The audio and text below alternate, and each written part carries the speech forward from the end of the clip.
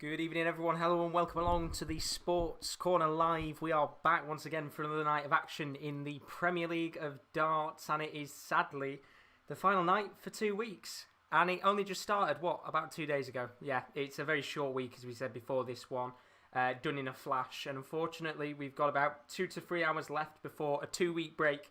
But then we get into that last week of action, which is going to be very, very exciting indeed.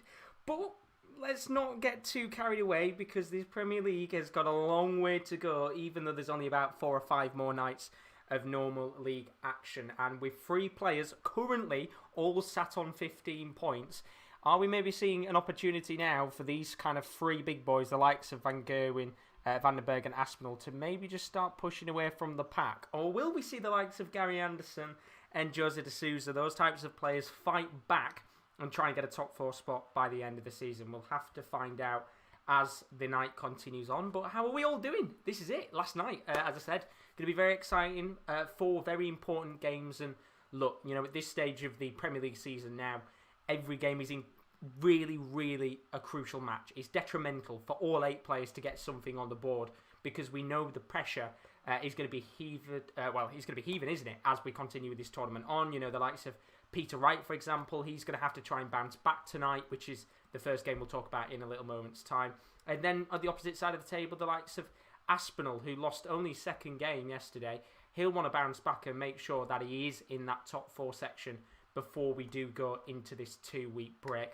Now, as you will know, timer in the top left-hand corner. As always, you've got 24 minutes to get involved with our Super 6. We have been running it pretty much, I'd say, about half of the tournament we've ran it for. We're going to continue it on tonight, and it is the last opportunity before we go into that 2-week break to maybe win yourself some cash. So if you do want to get involved, then all you've got to do is predict the exact 4 scores of tonight's games. That is Vandenberg up against Nathan Aspinall, James Wade versus de Souza. No, it's not. Let me change that. That is horribly wrong. That was yesterday's. This is the actual next day of action you want. Where is it? There it is. Boom. It's Wright versus de Souza first. Then it's Van Gerwen versus Wade. Thought I got something wrong there for a second. Clayton against Aspinall is game number 3. And Dimitri Vandenberg up against Gary Anderson. Make sure you predict the exact 4 scores for those games, alongside how many 180s for the entire session this evening, as well as the highest checkout of the night. And if you do win, if you are subscribed to the channel, you'll win yourself a cheeky little 25 quid. So not too bad if I say so myself, if you get yourself involved in tonight's action. As I said, you've got about 20 minutes. That's why the timer is up on the top left-hand corner of the screen. That is the amount of time you've got to get involved with our Super 6. But first of all, before we get into any of tonight's action, as we always do, how about a look back at night 11? It was quite a dramatic one, if I say so myself. This was the story of yesterday's action. The pressure for the top 4 is continuing to ramp up in the Premier League of Darts, and with night 11 it's certainly got more heated, especially after the first game. And it was Dimitri Vandenberg up against Nathan Aspinall, the Belgian, beating the Asp by 8 legs to 6, and he played really well. In fact, to be honest with you, both players played very well in this game. Nathan Aspinall averaging 103 and Dimitri Vandenberg averaging 102, and you have to say they played fantastically well. And I think Aspinall, of course, will be disappointed that he lost, but the Belgian, in the end, another really high average, 61.54% on his checkouts. He is the one to watch right now, but the Asp needs to bounce back quickly, or else he could drop down the table.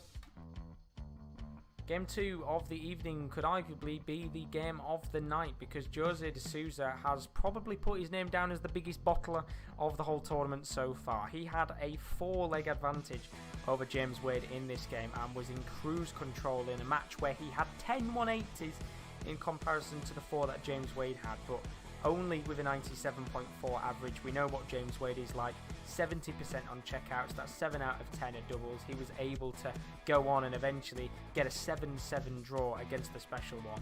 And both players being next to each other in the table, they really needed a win. However, with other results going their way on the night, both of these players find themselves in a very good position to maybe just squeeze into the top 4, with Jose de Souza now in 4th. Game 3 of the night saw the two struggling Scots, Gary Anderson up against Peter Wright, and what a performance from Gary Anderson. It was vintage performance from the Flying Scotsman, who averaged 104.63 on the night with a 57.14% checkout success, arguably one of his best of the tournament. Peter Wright, however, struggled on the night, a 92.7 average with only 30% on checkouts. You could quite clearly see he was having issues with his shoulders, but for me, I would have to say he's not technically out of the race yet for the top 4, but with a very disappointing legs difference, and already I think he's about 4 points away from getting in there. It's looking very, very likely that Peter Wright is going to be out of the race for the top 4 by the end of this week. And then finally, the last game of the night was not a vintage one at all for Michael van Gerwen, who was able to pick up an 8-5 win over his top 4 rival Jonny Clayton. And look, the Dutchman, he didn't play great, and neither did Clayton in this match. Both players averaging under 96, but a 1-2-4 checkout at the very end of the match was the highlight of MVG's game, and eventually with 2 180s in the game, both going to the Dutchman, he was able to get the all-important win, which puts him into second place, just 1 leg behind Nathan Aspinall. And for a season where MVG isn't playing the very best of darts, he just somehow still seems to be up there in the top 4. As for Jonny Clayton, he moves out the top 4 on legs difference to Jose de Souza. The real question is this top 4 fight going to go all the way to the last day? We'll have to find out as we go into night 12 and the last night before a 2-week break in the Premier League of Darts. And that was the story of night 11. Quite an interesting night, if I say so myself. We had a lot of big games going on. It was pretty much everybody playing off against each other that was close by or next to them in the table. And we saw a few moments ago, we talked about the game between Gary Anderson and Peter Wright, and I think that's one of the games I want to pick out, purely because we are going to be seeing Peter Wright in action in just a few minutes' time. But we saw the shoulder issues yesterday for Peter. I don't know whether that has been something which has been going on over the week, and we don't really know much about it, or whether it's something that just came into figuration last night. I'm hoping, fingers crossed, we're all hoping that Peter Wright hasn't got those issues today. He's all good and able to play out a good match against Jose de Souza, but of course, we will have to see when he does come up onto the hockey in a few minutes' time. As for Gary Anderson, first time in 41 matches where he's averaged over 104. He hasn't actually averaged over 100 for quite a long time now, which is crazy when you think about a player of Gary Anderson's quality. But he hasn't averaged over 100 this season until yesterday in the Premier League. And you just wonder, maybe, is that the turning point for Gary Anderson? Will that be the moment which invigorates his season and pushes him up? But for me, I think tonight, with our first game of the evening, as you can see with the order of the play, this is what we've got coming up for your final night of action before the 2-week break. And as you can see, we've got Peter Wright coming up against Jose de Souza. We'll talk about that game in a little moment's time, because I'm actually not going for Jose de Souza tonight, I think. I'm backing Peter Wright, and I'll tell you why in a second. Michael van Gerwen up against James Wade.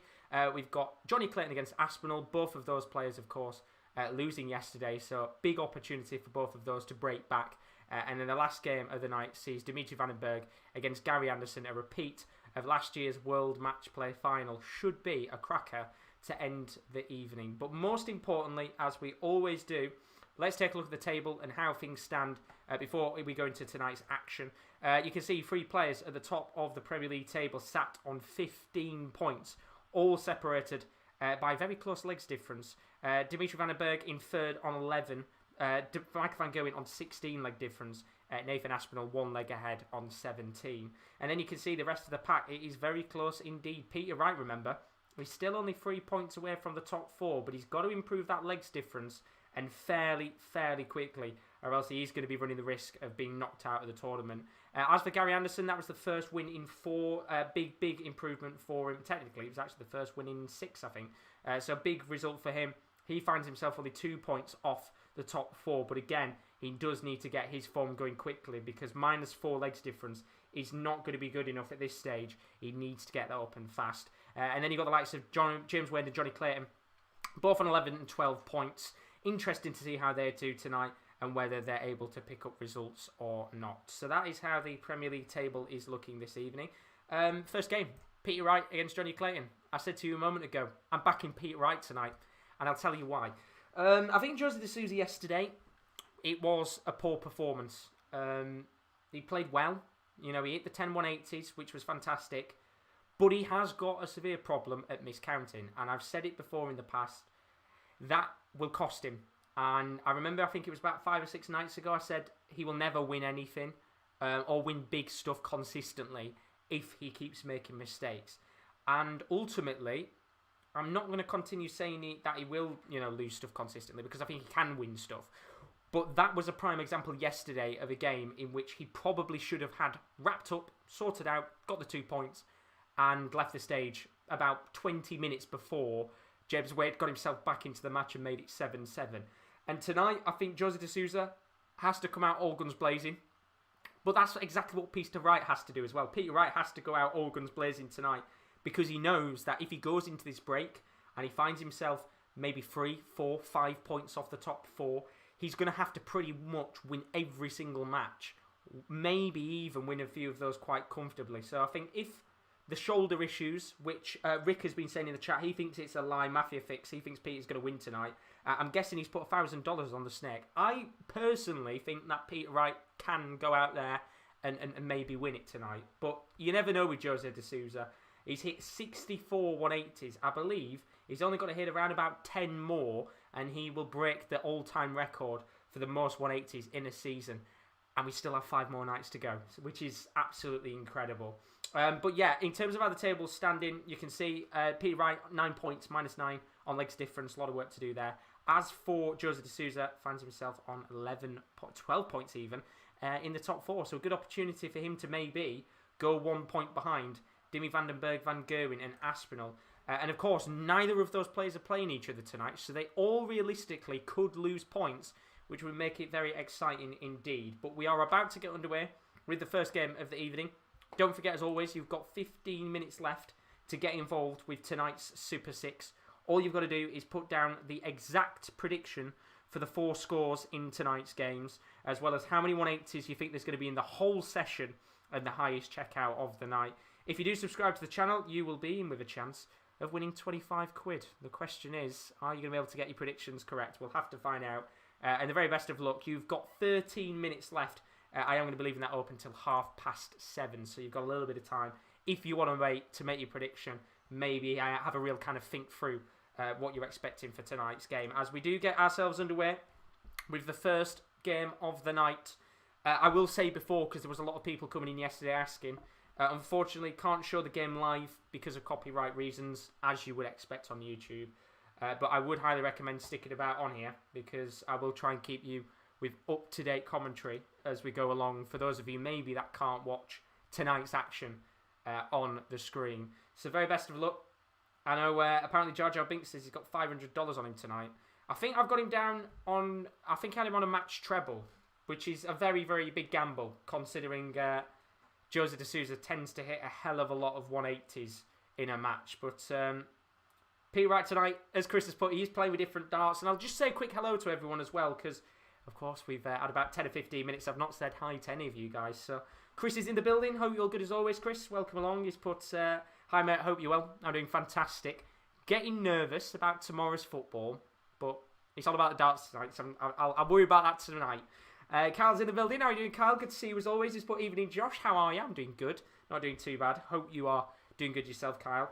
And then Chris saying, I'm still sticking with my 9-dart Vandenberg bet until the Premier League ends. You've got to, because you know that the one time you probably don't make that prediction, Chris, will be the time that he hits it. So you've got to keep putting it on until the very end.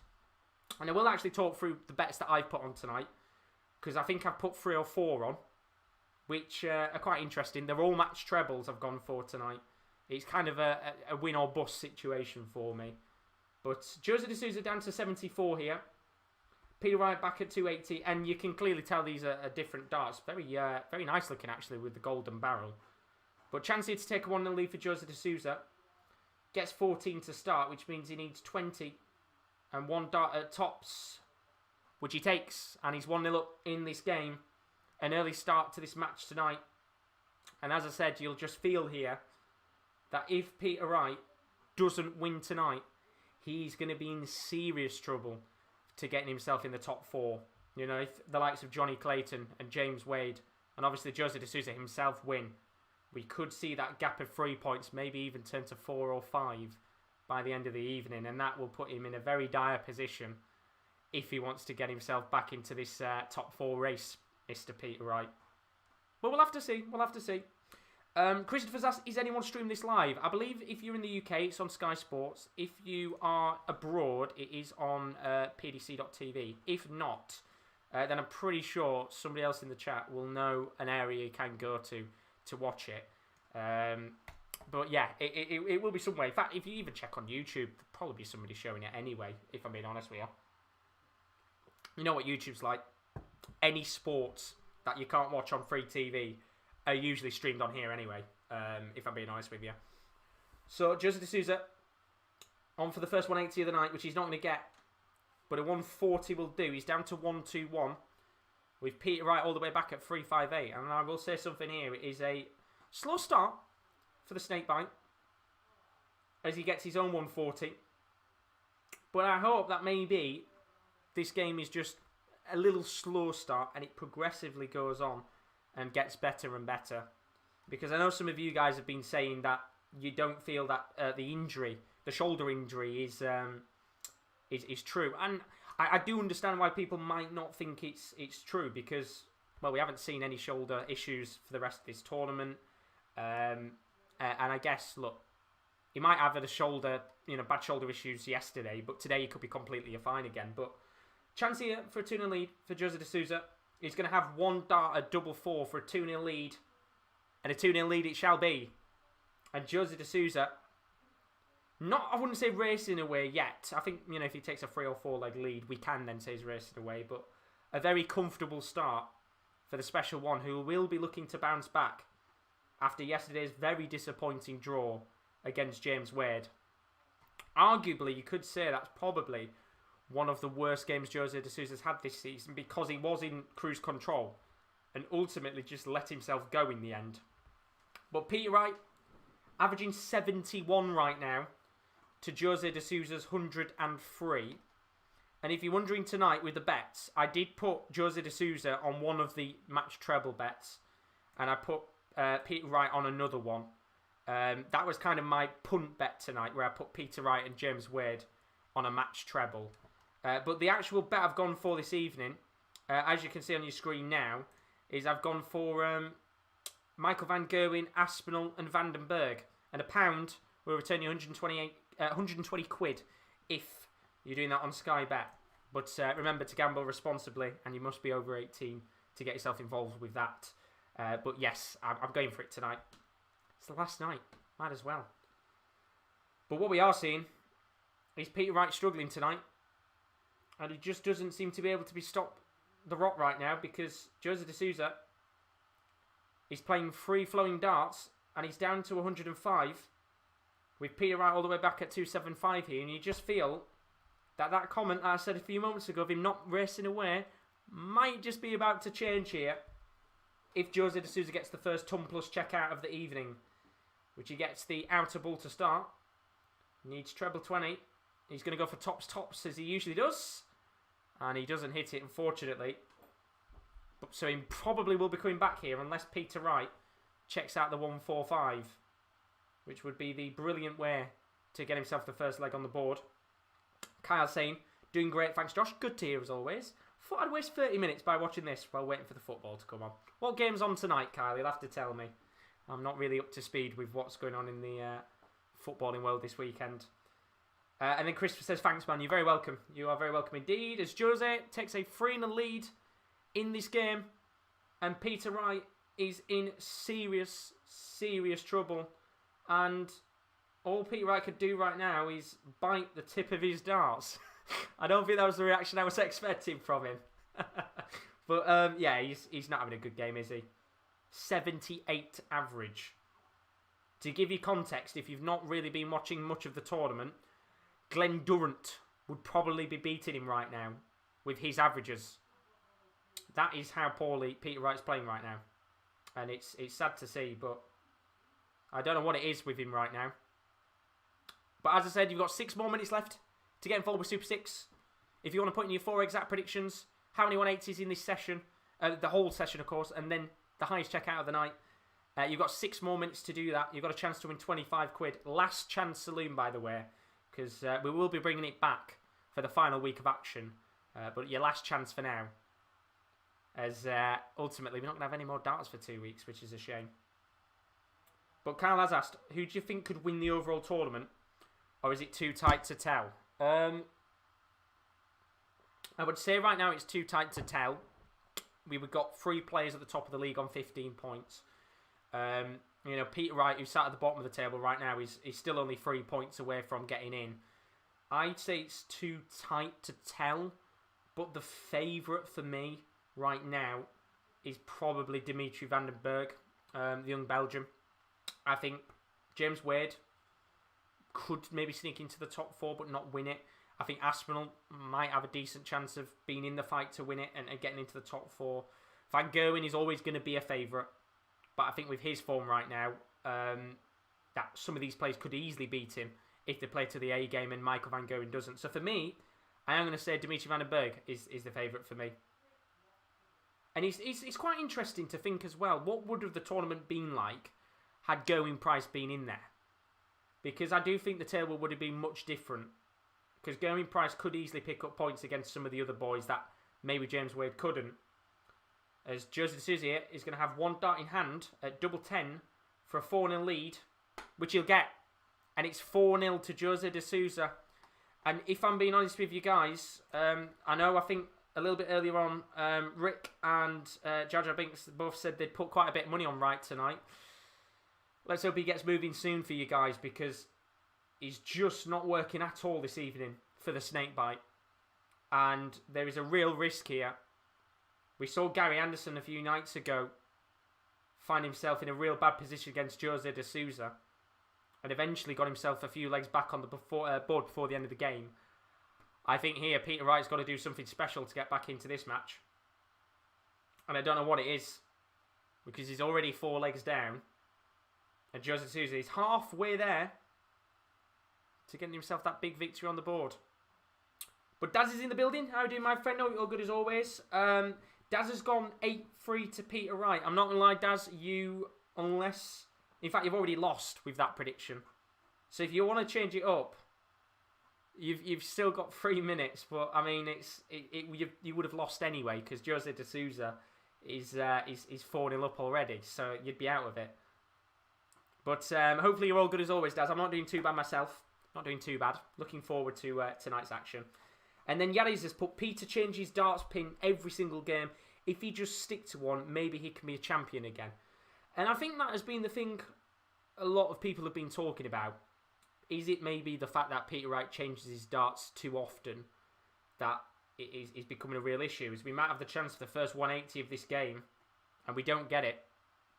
Which is quite weird. First game where Jose Souza hasn't really gone out there and put on a 180 show right now. But we'll have to see as this game continues on. But I do think your point, Yarin, is very true. We spoke about it yesterday and we said, is it a problem with Peter Wright changing his darts all the time? And I think Peter Wright was trying to go for tops for the 80 and copy Jose. And I think you only leave that to the special one, because he could punish here, which he does. And he's 5-0 to Jose de Souza in this game. And you've got 2 more minutes left for Super 6, guys. If you do want to get involved, you need to put the exact scores for the 4 games. 180s for the whole session this evening. And the highest checkout of the night. You've got 2 minutes left. Daz says he's gone 8-5 instead to, I think, Jose. If you are going for that, Daz, then do tell me in the chat. But you're still in a time frame to make your prediction. So I'll let you off on that one, because you'd put it in pretty much as your prediction would have been out the window instantly. It would have been done before you'd even started. So I think it's fair to give you a chance on that one. But we are potentially here 3 legs away from the first game of the night being done and dusted. And you can see, if you're watching the game along with us, even with the throw, Peter Wright is not averaging above 80. Without the throw and against it, he's averaging 72. It's just not a Peter Wright performance. And it is a case here that maybe he's just wondering, is this rot going to continue for maybe the rest of this tournament? as Stephen's put his predictions in. Very best of luck, Stephen. Hopefully you can get a win tonight, my friend. We're still waiting for our first winner. We've had a lot of these going on over the last few weeks of the Premier League.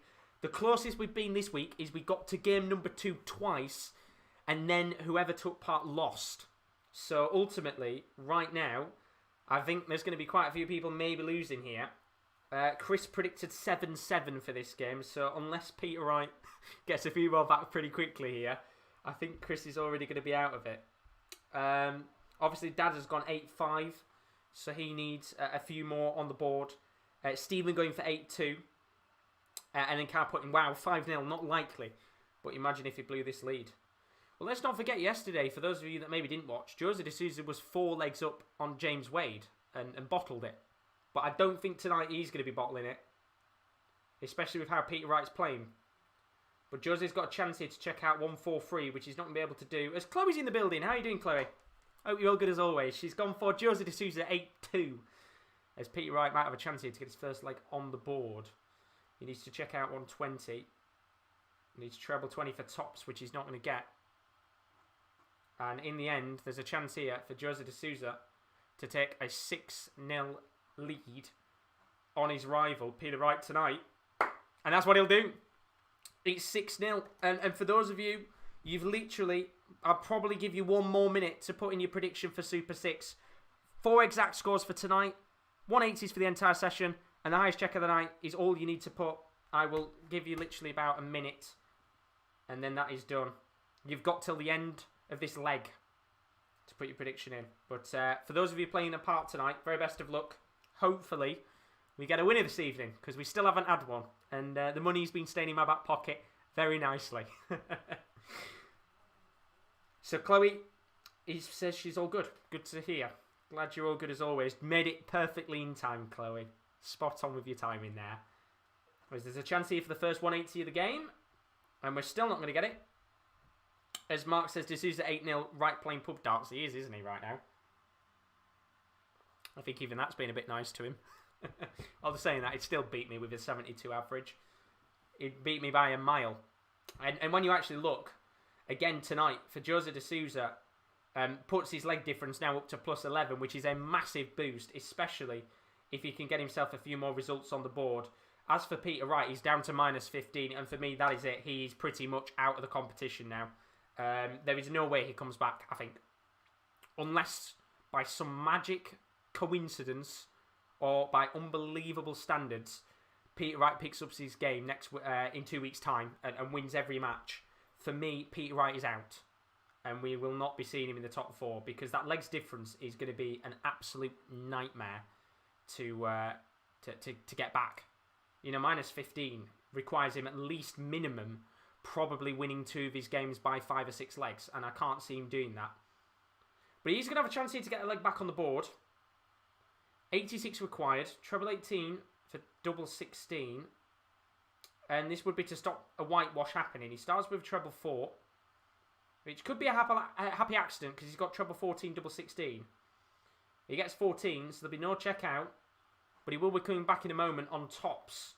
Jose de Sousa at 190. As Gavin says, come help the boy out, drop a like for him. Thank you, Gavin, you're a legend. Hope you're all good, mate. Thank you so much. Hopefully, with the 99 of you in here, drop a like. It would be appreciated. But Peter Wright here, chance to stop the rot and stop a whitewash. He's going to have 2 darts at double 10. Now 1 dart at double 5.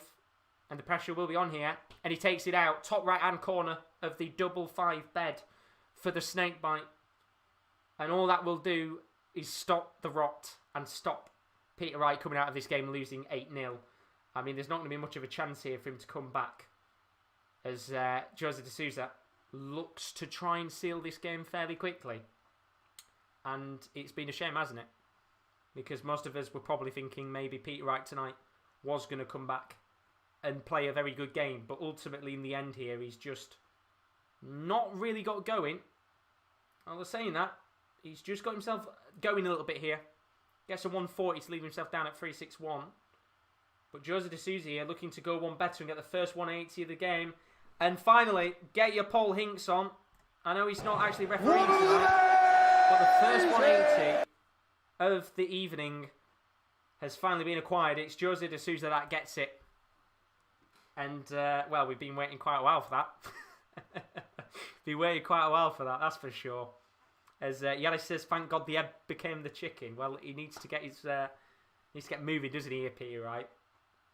To get any legs and any points on the board. He's finally hatched, but whether he's going to be able to crack on and maybe get a draw, I highly doubt it. I think if you were able to bet in darts, obviously, you know when you're in football, you can bet on results of players to win. I mean, the odds for Peter Wright to win this game would probably be like 100 to 1, maybe more than that. It's very, very unlikely for him to get anything here, as Jose de Souza is going to set himself up at 26 with Peter Wright at 195. So, chance here for Jose de Souza to make it 7-1 and very unexpectedly guarantee himself a point. Who would have thought that? And he's going to have 3 darts at double 13. And Jose de Souza looking to do what he couldn't do last night. And that is getting himself a guaranteed point minimum here. So he gets himself the 7th leg. And now he needs to do what he couldn't last night. And finally get that only point victory on the board. Because we saw James Wade yesterday wasn't able at all to get anything from him in terms of 2 points. James Wade got back into the match brilliantly. As Peter Wright smacks in his first 180 of the game. And as it stands, if you've got a match treble on Jose de Souza tonight, you're still losing. Because Jose needs to hit another 9 dart, sorry, not 9 darter, a 180 minimum to get himself into the lead on 180s. Or else Peter Wright, who's had a stinker of a performance, might actually be in a position here to get himself another 180. And in fact, he might be on for a 9 darter here. And can you believe it? He's on for a 9 darter. Where's this come from, Peter Wright? He's had a stinker all game. And he's on for a potential 9 darter. And I said at the beginning of the week, I felt tonight was going to be the night that we were going to get a 9 darter.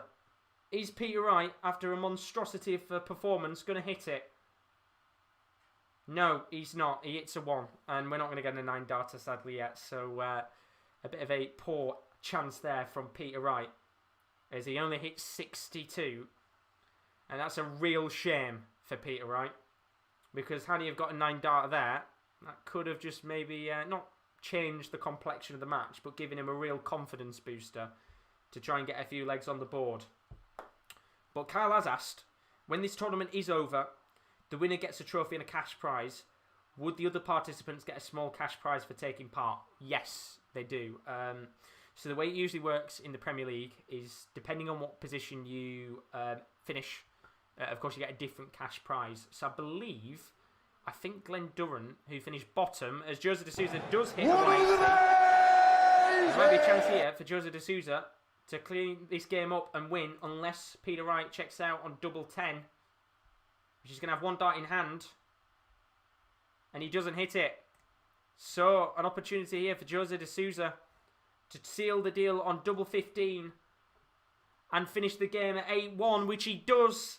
And Jose de Souza with a confident, brilliant performance against Peter Wright. And credit to Jose de Souza. You can see, of course, he's gone straight up to Peter Wright. And I think he's just giving Peter a few words of confidence after a very dismal performance from the snakebite.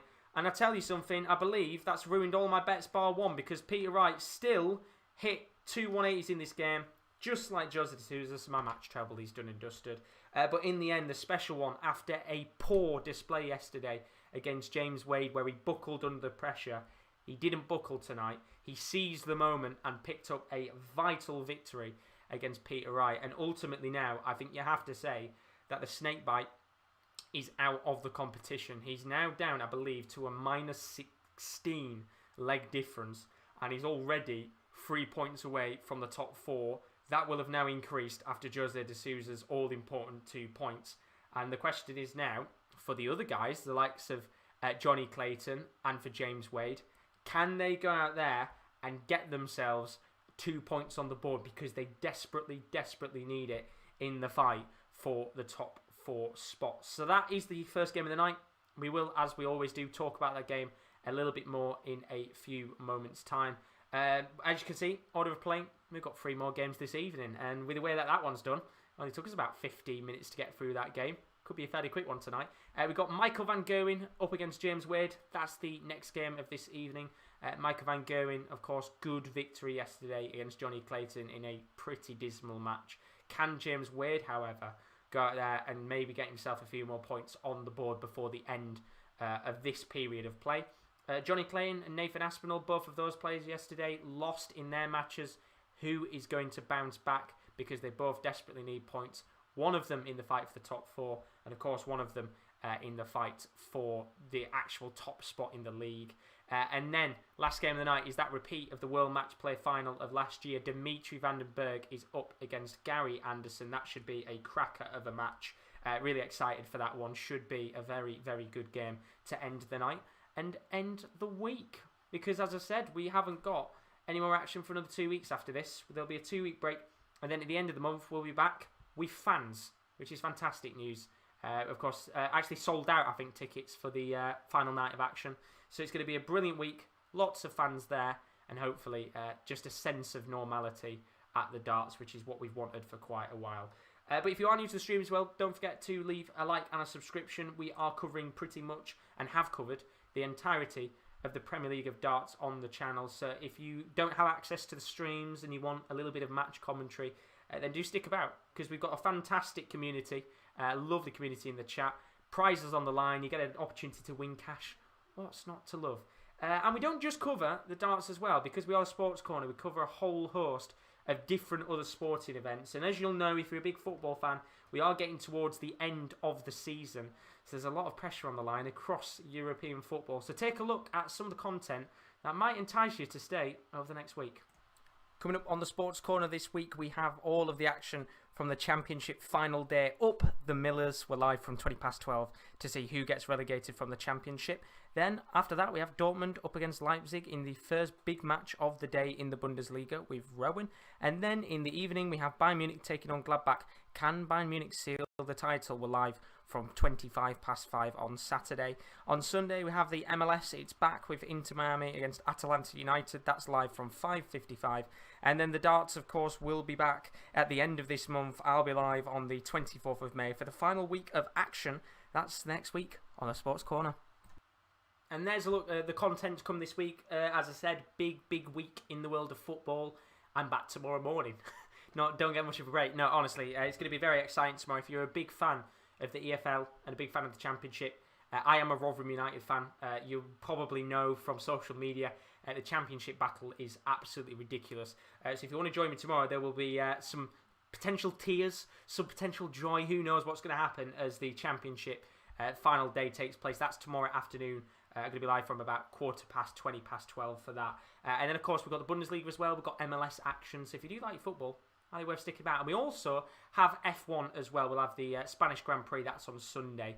So I do recommend staying about for that. It should be very good fun indeed. But let's talk about that game that we witnessed a moment ago, because that was a very, very dismal result on what has been a dismal week for Peter Wright in an 8-1 defeat to Jose de Sousa. And, I mean, there's not much you can really say about Peter Wright, if I'm being honest with you right now, because he, in the back of his mind, probably tonight, will feel that his race is done and he will not be able to fight back for the top 4 purely because of the ludicrously bad legs difference he's got.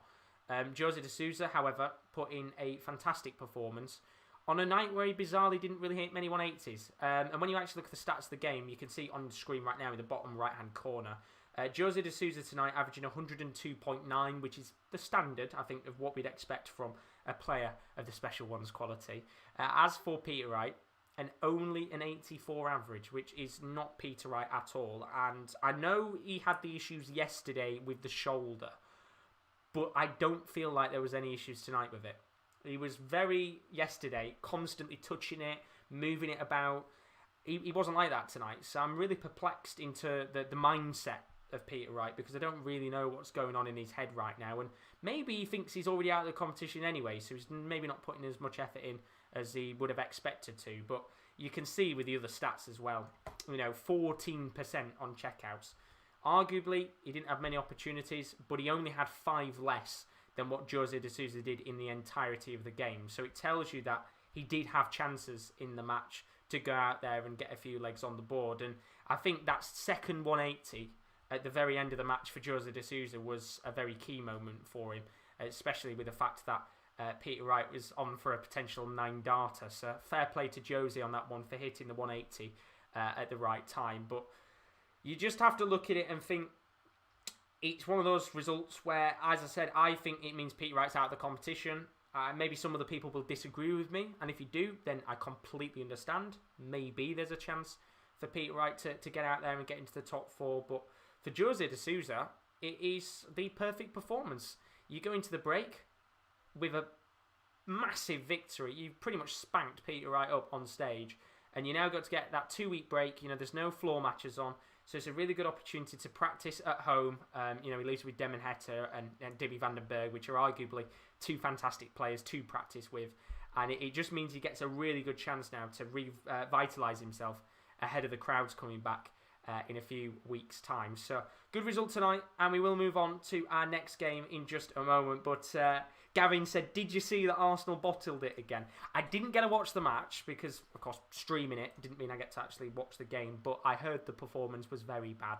And the first thing I did last night is when I got myself tucked up in bed was put on Arsenal Fan TV, because if you're a football fan, any time Arsenal lose, you're putting FTV on, because you know there's going to be some rants. And it was more painful than anything to have to sit there and watch them, because, like Ty, for example, it's painful to see them so upset. But yes, Arsenal did bottle it, and everybody was loving it. But we need to see whether Michael van Gerwen is going to maybe bottle it or not tonight, because we've got his game coming up next against James Wade. And I have to say that this match is going to be a very, very interesting one. Michael van Gerwen played not the greatest of darts, if I'm being honest with you, yesterday. A pretty poor performance, in my personal opinion. He never really turned up. And I think you have to say the same about Jonny Clayton as well. You know, Jonny Clayton didn't turn up on the night. Really played poor. Didn't really play any good darts at all, both players. You know, it started off, I think, with around about 105, 110 average for both players. And then it just fizzled out. However, in a game like this, we know what James Wade can do. And we've seen it twice now. The first game which James Wade played in this week, he lost. But he still played quite all right in that game. But it was the one against Jose de Sousa yesterday for me, in which we saw just exactly what James Wade can do. You know, he doesn't have to average 100, 105, 110. Because what he's got is an incredible capability of checking out, even in the most awkward of circumstances. And if you watched it yesterday when he did play Jose de Sousa, they kept constantly looking at his reactions. It was the, you know, roll of the eyes. It was the puff of the cheeks. It was those kind of reactions when he was 4 legs down. And I think most of us would have sat here and said, yes, Jose de Sousa will win this game and take 2 points home. But he didn't. You know, James Wade got himself back into the match. And what interested me the most was the post-match interview he did afterwards. And if it's something maybe you didn't see, he got asked the question about his performance and how well he thought he did. And ultimately he says throughout this competition, he doesn't feel like he's had the aspiration and the motivation to go out there and perform to his high standard. And of course he said when he's not got the motivation to go out there and play well, it's very hard to be in a mindset to be competitive. And I understand that. And especially with what James Wade has been through, the depression and the mental health issues, it can be very hard for somebody to get themselves into a positive mindset. And especially if you're a sports person, to get yourself into a competitive mindset, which is maybe why we have seen the faults and some disappointing opportunities here and there where James Wade could have taken points and he didn't. So I think tonight he will go out there. You know, Michael van Gerwen always tends to bring out the very best in players. And I personally feel tonight that there will be an opportunity for James Wade to go out there and get something. But Mega Andy says he doesn't agree, I think, with what I said about Peter Wright. He says Sousa gave him that game yesterday. The James Wade one. Sousa gave him that game yesterday, threw a dart out of the board and all sorts. Wade was lucky, pal. I still disagree a little bit. I think it was... I guess what we can both agree on is that Jose de Sousa bottled it. That's what I said last night. You know, he had every single opportunity in that game to go out there and get the win. And as you said, for me, when he threw the dart out the board on the tops, that was a prime example of him bottling it. But James Wade still had to be in the mindset to go out there and get the result. Because at 7-3, he was probably, or 6-3, whatever it was, he was still thinking in his head, I'm probably going to lose this. I'm going to be off stage in about 5 minutes. But I do understand your point as well, because as you said, there were certain aspects of it where Jose de Sousa just threw the game away completely. But you still have to go out there and ultimately perform to get the points, because James Wade, you know, he could have easily sat there anyway and just played the rest of the match going, I've lost this game anyway. But he got the point, and as I said, I do agree with some of your points that are mega Andy, but we can both agree he did bottle it last night quite a bit. But Chris has put, that match from Wright was an absolute shambles. What he was doing, he's all over the place. He needs to change something now. I'd say change his darts, but he does that every week, doesn't he? I don't know what he can do right now, but he needs to get himself some form of mindset and very quickly. But in terms of how the table is looking, let's have a look and see how it's looking right now. Of course, this isn't updated from the match that we've just witnessed, but at the start of the night, Michael van Gerwen is second, and he does have an opportunity to go top of the league for a little bit of time if he can get himself a win tonight on the board. However, James Wade, he is going to have to win tonight, or else the pressure is going to build for himself to get into the top 4, because we know now Jose de Sousa is on 14 points, which means the gap between James Wade and the top 4 is now 3 points, and he's going to have to go out there and do something pretty spectacular if he wants to keep himself in touching distance. But we'll have to see. James Wade, though, with a +4 legs difference, he's going to have to win a few of these games, maybe with 2 or 3 legs difference ahead of the rest of the pack. But we will have to see as this game gets underway in a moment's time. Tonight, I did get my bet, and of course I have got one more bet. 2 of my other bets died, sadly, because of the match trebles.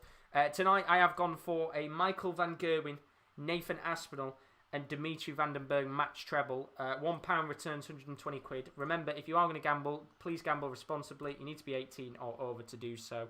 But that is my bet tonight, because I know a lot of you guys, when you come into the stream, you do tend to usually ask what bet I've got on. So why not put it up on the screen, and then you guys can see if you want to play along with the bet that I've put. But we're going to get underway in a second. In terms of the odds to win, this is what happened as of this morning. Michael van Gerwen still 13-8 to win the tournament, which is the same odds that he's pretty much been on for the last few days. James Wade, however, 16-1 to win the tournament, which I still don't think is a bad shout for a player of James Wade's quality. But if he doesn't win tonight, then he's going to find himself in a bit of a precarious position of getting himself into the top 4, especially when the crowds do come back in a few weeks' time. But we're about to get underway. In fact, we are underway now with the action. Once again, just want to make sure, for those of you that are just joining, we're not unfortunately able to show the match in here because of copyright. So we do apologise about that. But there's 120 of you in the building tonight. So thank you very much for all of you joining.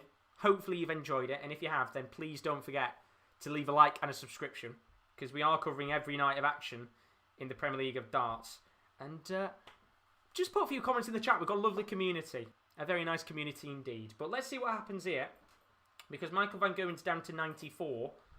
He's got a chance to take the lead straight away.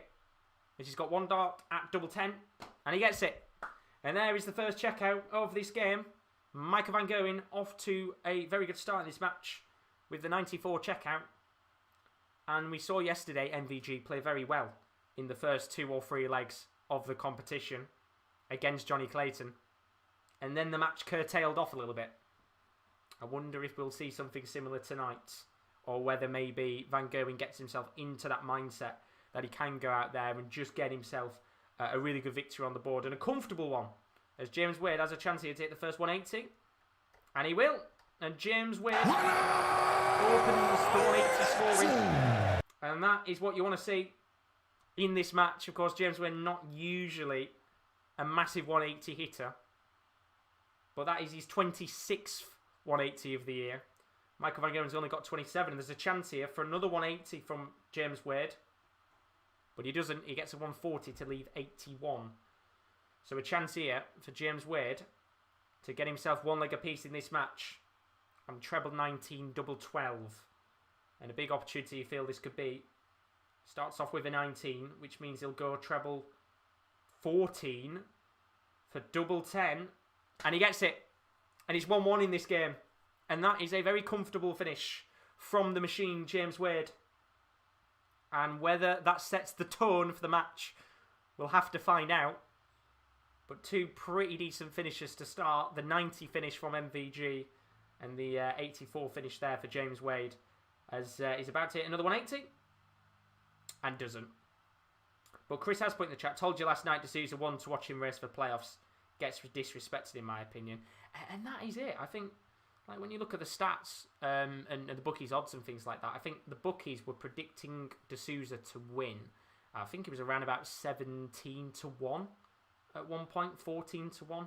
So the odds for Sousa were quite surprising, to be honest. But I think he could be there at the end of the week. And I tell you something, if we get a semi-final which involves Dimitri Vandenberg, Michael van Gerwen, Jose de Sousa and Nathan Aspinall, or Jonny Clayton, or even Wade, I think it'll be a very exciting top four and a very hard one to predict who's going to win it. Because they've all played good and they've all had their bad patches as well. And it just shows how competitive the league has been this season. As MVG, he gets 134 to leave 78. But will James Wade check out the 1-2-1? Gets treble 17, so he's got one dart at the bull. And he doesn't hit the bull. In fact, he doesn't even hit the outer bull. And a chance here for MVG on a 78 checkout to make it 2-1.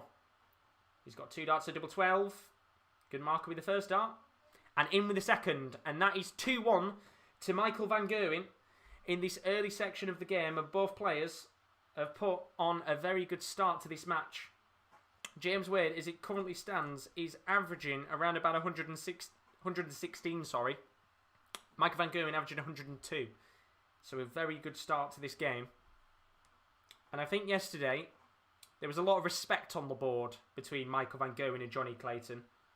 But tonight, it will be all about getting that result on the board and getting MVG to the top of the table, which is what a man of his quality would expect to be every single year. As Louis Genius says, MVG was just too good against Vandenberg. He was, yes. He was very good against Vandenberg in that match. And then Yaris says, you're delayed. I am, yes, I am. I'm on Now TV in the UK, Yaris. So basically, I think it's maybe about 10 seconds behind live coverage on a TV, maybe more.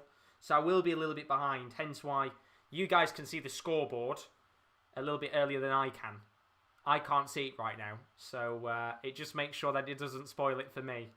Or else if I see the scoreboard, then I will know everything that's going on before it's hit, which would have made any 9 darters a pain in the arse, because I'd know what would have gone on. But Chris says, I did my updated predictions for whole week after week 8, when everything was sorted. I predicted Vandenberg to win whole thing. I'm sticking by that man to beat for me. Yeah, I think right now he's the man to beat. He's playing some ludicrously good darts, and that's why for me he's the favourite in my opinion right now. As Luke's asked, how's Wade doing? As it stands, my friend, he's averaging 111 in this game, and very nearly checked out the 126. As Luke says, hopefully Anderson whitewashes Vandenberg. Interesting. We'll have to see if he does a little bit later on. So James Wade, going to have a chance here to make it 2-2. He's got 2 darts at double 10 at 25, which he gets. And apparently, Yaris is saying I'm only 3 seconds behind, which is not too bad. Not too bad. Could be much worse. I know sometimes when I've done the football, I've been about 15 or 20 seconds behind. So anything to be pretty much close to TV coverage is decent for me. But yeah, I will be a little bit behind. You know what the like streaming services are like. They're usually a little bit behind. I think especially if you're in the UK and you've watched the football, you'll know how bad Amazon Prime is for the football. Because Amazon Prime is like a minute behind. It's awful. You've seen, by the time a goal's gone in, you've already seen it on your Twitter. That's how bad Amazon is. It's really, really bad. But yeah, Wade currently averaging 111 in this game. It's a very good start. And he has dropped a little bit now. He's down to 104, with MVG averaging 102. But let's not forget, James Wade, in the previous games, before we had the other 2-week break, did have 4 matches back-to-back where he averaged over 102. And we are just seeing a little bit of that again tonight. And you always know when you play MVG, you're going to have to play the very best to beat him. But we will have to see, as MVG is down to 50 here. James Wade back at 220. So there is an opportunity for the Green Machine to just get himself a little bit ahead of the pack in this topsy-turvy opening section of this game.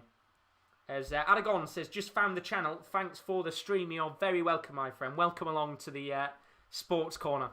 Good to see you in here. Good to see new faces as always. You know, I've always said in the past that the darts for me is a very underappreciated sport and probably has one of the best communities in football, in sport. As Van Gerwen is going to have a chance here to check out double 10 after James Wade missed 3 darts to check out 80. And MVG punishes him and makes it 3-2 in this game.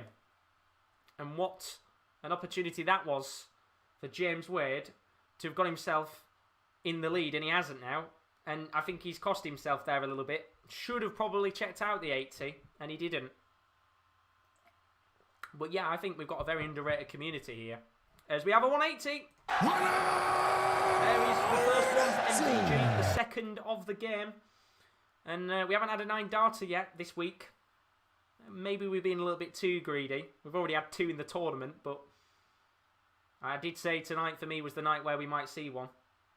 But it's not going to be now, as MVG sadly with his 5th dart hits the 20. But he's down to 2-2-1 after 6 darts. Chris saying it's an upset. Wade averaging 100. Can't believe it. It's mad, isn't it? Averaging 107 right now. He's been fantastic to watch, I think, Wade. And credit to him, because I know there was a lot of people when Gerwyn Price wasn't in the tournament and he came in. There was a lot of people who were very frustrated. You know, they were asking why not get Chizzy or Smith or Bunting in there. But I think you have to give a little bit of credit to Wade that, you know, he's come into this tournament and done very well so far. And I think any player who came in would have to do well. You know, I think if they asked Chizzy to come in, you know, he would have played well. Chance here for 4-2 for a 1-3-5. That's brilliant from MVG. That is a brilliant checkout on a 1-3-5.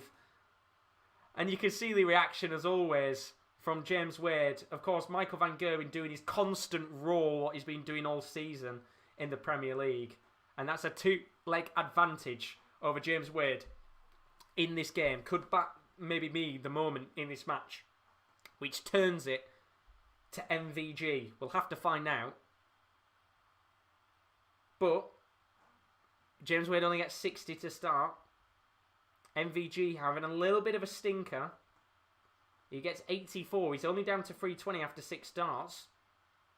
But James Wade himself only down to 341 after 6 starts. So not the greatest start to this 7th leg at all. But what a finish there from MVG to get the 1-3-5. You know, that could be the difference maker here, which allows him to push forward. Chris saying, what I will say, MVG now back to the darts he's used to, which is, I think, something a lot of us were screaming out for. And I think that was the best thing for him.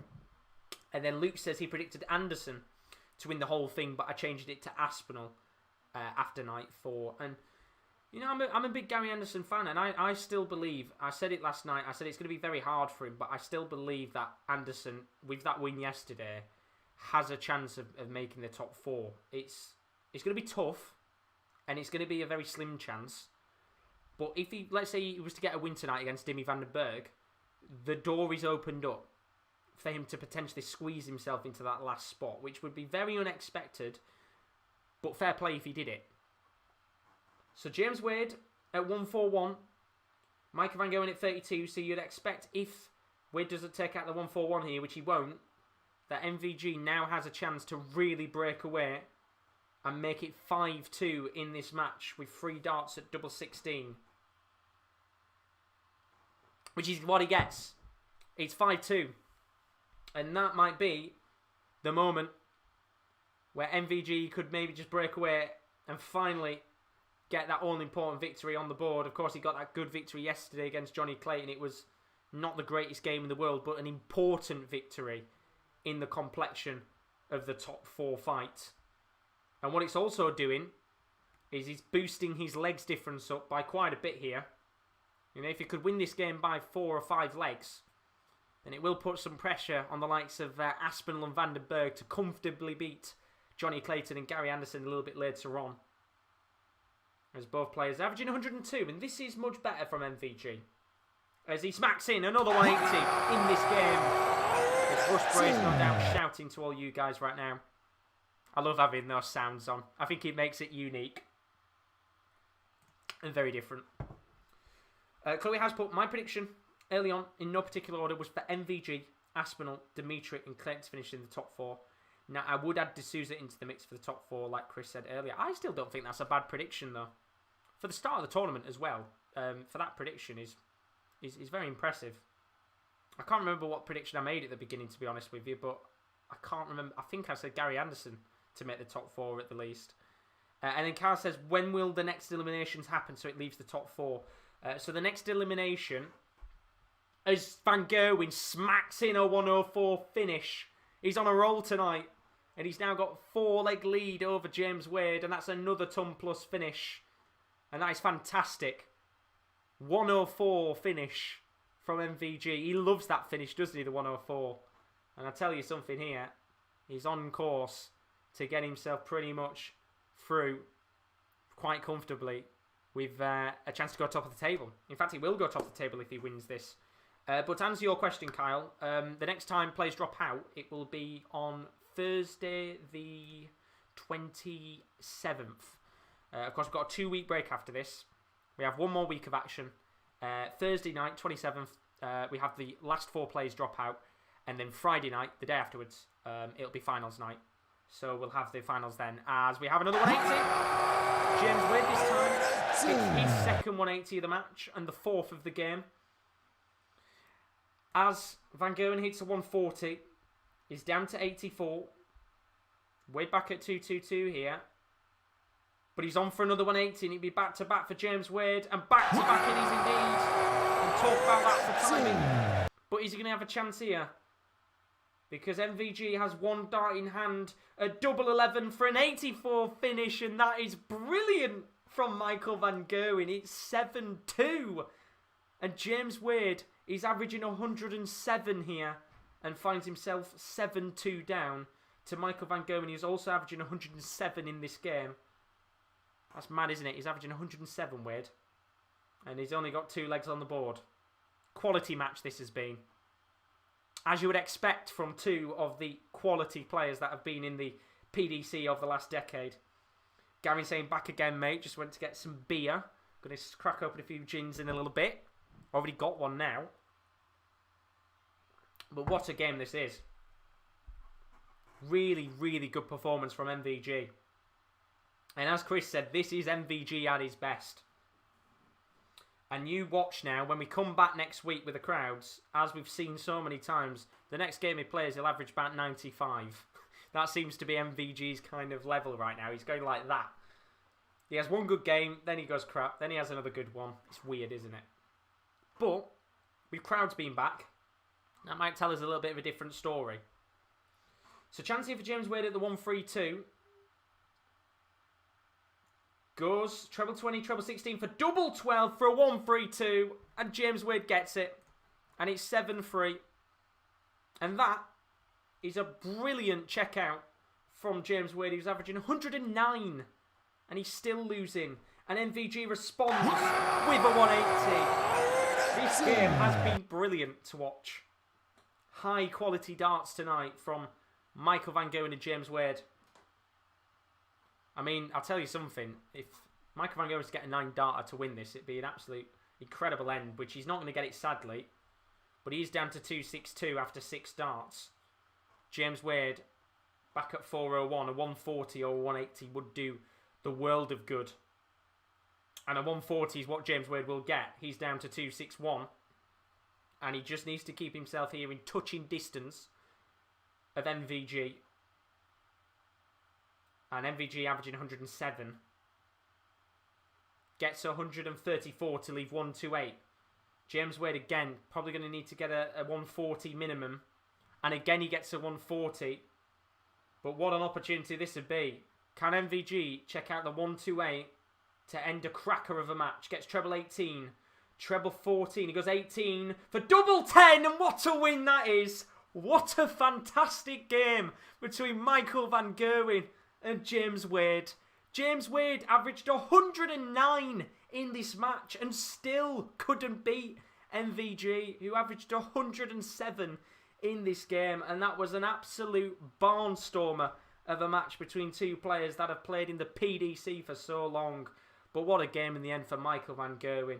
It puts him to the top of the table and most importantly gives him that confidence boost ahead of when the fans come back in just a few weeks' time. But I'm pretty sure we're probably not going to see, well, I think we still could, but I think that might be on course for the game of the night in my opinion, because that was an absolute cracker from MVG there. And as I said, you know, James Wade, who I just want to make sure here, yeah, he averaged 110, James Wade. 110 and still lost 8-3. Crazy. Absolutely crazy. And that's what makes darts so special. You know, James Wade could play the game of his life and still lose to Michael van Gerwen. And we just don't see that enough from MVG in comparison to what we usually see. Chloe said, am I the only one who sees 7-3 for the scoreline?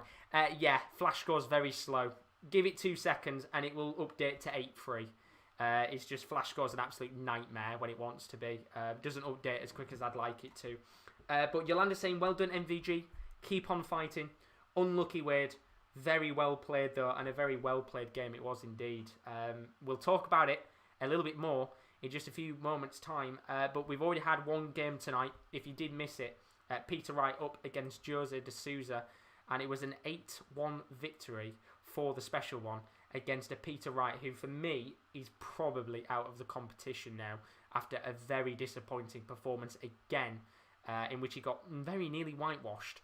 So very disappointing there. However, we had this match 8-3, not 7-3 to Michael van Gerwen. Very good performance from MVG and a very comfortable win against James Wade, who played very, very well. And then we've got 2 more games to come up. Our next game is going to be Jonny Clayton up against Nathan Aspinall. Both of those players lost yesterday. Who is going to get themselves back to winning ways? Kind of both of them need to go out there and get the 2 points on the board. And then finally, the last game of the night, it is a repeat of last year's World Match Play final. Dimitri Vandenberg up against Gary Anderson. Both of those players were the opposite yesterday. They played fantastically well. And I'm very excited to see that game a little bit later on and see how that goes down. But Xander in the chat, hope you're good, Xander. He's put James Wade played very good, but just like Dimitri, he couldn't do anything against MVG. And that is probably the perfect match to compare this game with. He played an absolutely brilliant game against Dimmy. Didn't get anything in that. Played an even better game, I think you could say, tonight. And got an even, I think, worse result, because I think he got more legs on the board against Dimmy. But that's darts for you. It proves that you could play 115 average against MVG and he'd still beat you. It's crazy. Absolutely crazy. But if you have enjoyed the stream, please don't forget there's 100 of you in here. There's only 24 likes. Let's see if we can get those likes up. It'd be brilliant to get them up indeed. And as always, if you haven't subscribed, please do. We are covering the Premier League of Darts for the rest of the competition. And for those of you that maybe don't know and you haven't watched much of it, we have got a 2-week break coming up. So there'll be no darts on, sadly, from the 8th of May. But we will be back on the 24th. That is the final week of Premier League of Darts action. And then I'll be live on Monday, Tuesday and Friday. I'll be live on Wednesday as well. I cannot stream on Thursday, the 27th, because I'm moving. So I will be back on Friday night for the playoffs. And then for those of you wondering as well, I will not sadly be covering the match play. The reason why I'm not going to be covering the match play in Blackpool is because I'm actually going to be there for it. So ultimately, the next stream we'll have for the darts probably isn't until October time. So it's going to be quite a while until we have the next dart stream coming up. But as we said, MVG does move to the top of the table. And Flash Score's just updated. There we go. Now it says 8-3. But Here's a look at some of the content to come up on the channel over the next week. As I've said multiple times before, we're not just a dart stream. We do a whole host of the sports. It's not just me on the channel as well. We've got a whole team of us working hard to bring you the best watch-along content on YouTube. Here's a look at some of the content to come on a very busy week of football action. Coming up on the Sports Corner this week, we have all of the action from the Championship final day up the Millers. We're live from 12 to see who gets relegated from the Championship. Then, after that, we have Dortmund up against Leipzig in the first big match of the day in the Bundesliga with Gerwin. And then in the evening, we have Bayern Munich taking on Gladbach. Can Bayern Munich seal the title? We're live from 5:25 on Saturday. On Sunday, we have the MLS. It's back with Inter Miami against Atalanta United. That's live from 5:55. And then the darts, of course, will be back at the end of this month. I'll be live on the 24th of May for the final week of action. That's next week on the Sports Corner. And there's a look at some of the content to come. As we said, not just a darts channel. We do like to do a lot of darts. As I said, I love the darts, my favourite thing. But we've also got football coming up. I'm back tomorrow afternoon, Saturday. If you're a big fan of the EFL, I highly recommend you coming along. I'm a Rotherham United fan. We are fighting for survival on the last day of the season. So potentially tomorrow I could be in tears or I could be very happy indeed. But we'll have to find out what goes on there with the Championship final day. That's tomorrow from around about 12. But let's talk about the game that we just watched a few moments ago. Michael van Gerwen in an 8-3 win against James Wade. And what a performance it was from both players. The fact I am sat here right now and telling you that James Wade averaged 110 and still didn't win, if I'd have said that to you before the match, I think there'd be some of you that would probably say I'm not surprised because it's MVG. And then there would be others that would be like, how the hell did that happen? And ultimately in the end, it was just the checkouts. Michael van Gerwen much better on checkouts somehow. And when you actually look at the stats overall, you can see James Wade, 110.28 average on the night. Played a very, very stellar performance indeed. Michael van Gerwen, 107.44. Another very good performance from Michael van Gerwen himself. But the checkouts is the most important stat. 66.67% on checkouts for MVG, with a 42.86% on checkouts for James Wade. It was one of those performances where, in the end, I think he'll be a little bit disappointed, Wade, that he didn't have much better finishing. And one of those as well, the 80 checkout, which cost him a little bit, the 80 checkout in the end. I thought that was one of the moments where it allowed a little glimmer of an opportunity for Michael van Gerwen to go and get the leg on the board. But it was just ruthless tonight, wasn't he? Just absolutely ruthless. And that's what makes him just so enjoyable to watch. The fact he was able to go out there, put on a glittering performance, beat Wade quite comfortably on a much, not even a much worse average, a very good average from MVG, but you've got to give credit to him on what was a quality performance. And that will give him a big confidence boost because we know the crowd are coming back and I bet he can't wait for it. The fact he's going to have fans there that are going to be able to push him on, support him, shout his name, chant as they always do. That is probably something that MVG has missed maybe a little more than some other players, but it'll also be great for some of the other players as well, the likes of Vandenberg and for Peter Wright to have fans back. And it will be interesting to see how the table changes from the first night on Monday to the last night on Thursday before we make the semi-finals and the finals. But I think we've pretty much talked as much as we possibly can about that last game. Let's move on to the next game of the night now. We are already into our third game of the evening, and I believe we've only been live for... How long have I been live for? Just above an hour. Very quick night it is looking like tonight, because we're moving on now to Jonny Clayton v Nathan Aspinall. And if I'm honest with you, we've had two very quick games tonight. I think we're now going to get two fairly long games. Maybe the Vandenberg one could be a quicker one. All depends on how Gary Anderson turns up on the night. But this, for me, will be the most competitive one in terms of how close it is legs-wise. I think Jonny Clayton will be very disappointed yesterday with how he played. I think there was a little bit too much credit on the board for Michael van Gerwen, which allowed both of their games to just drop off slightly. But Nathan Aspinall, who has had a brilliant tournament so far, he also took his first loss for quite a while against Dimitri Vandenberg. and it's all about how he bounces back.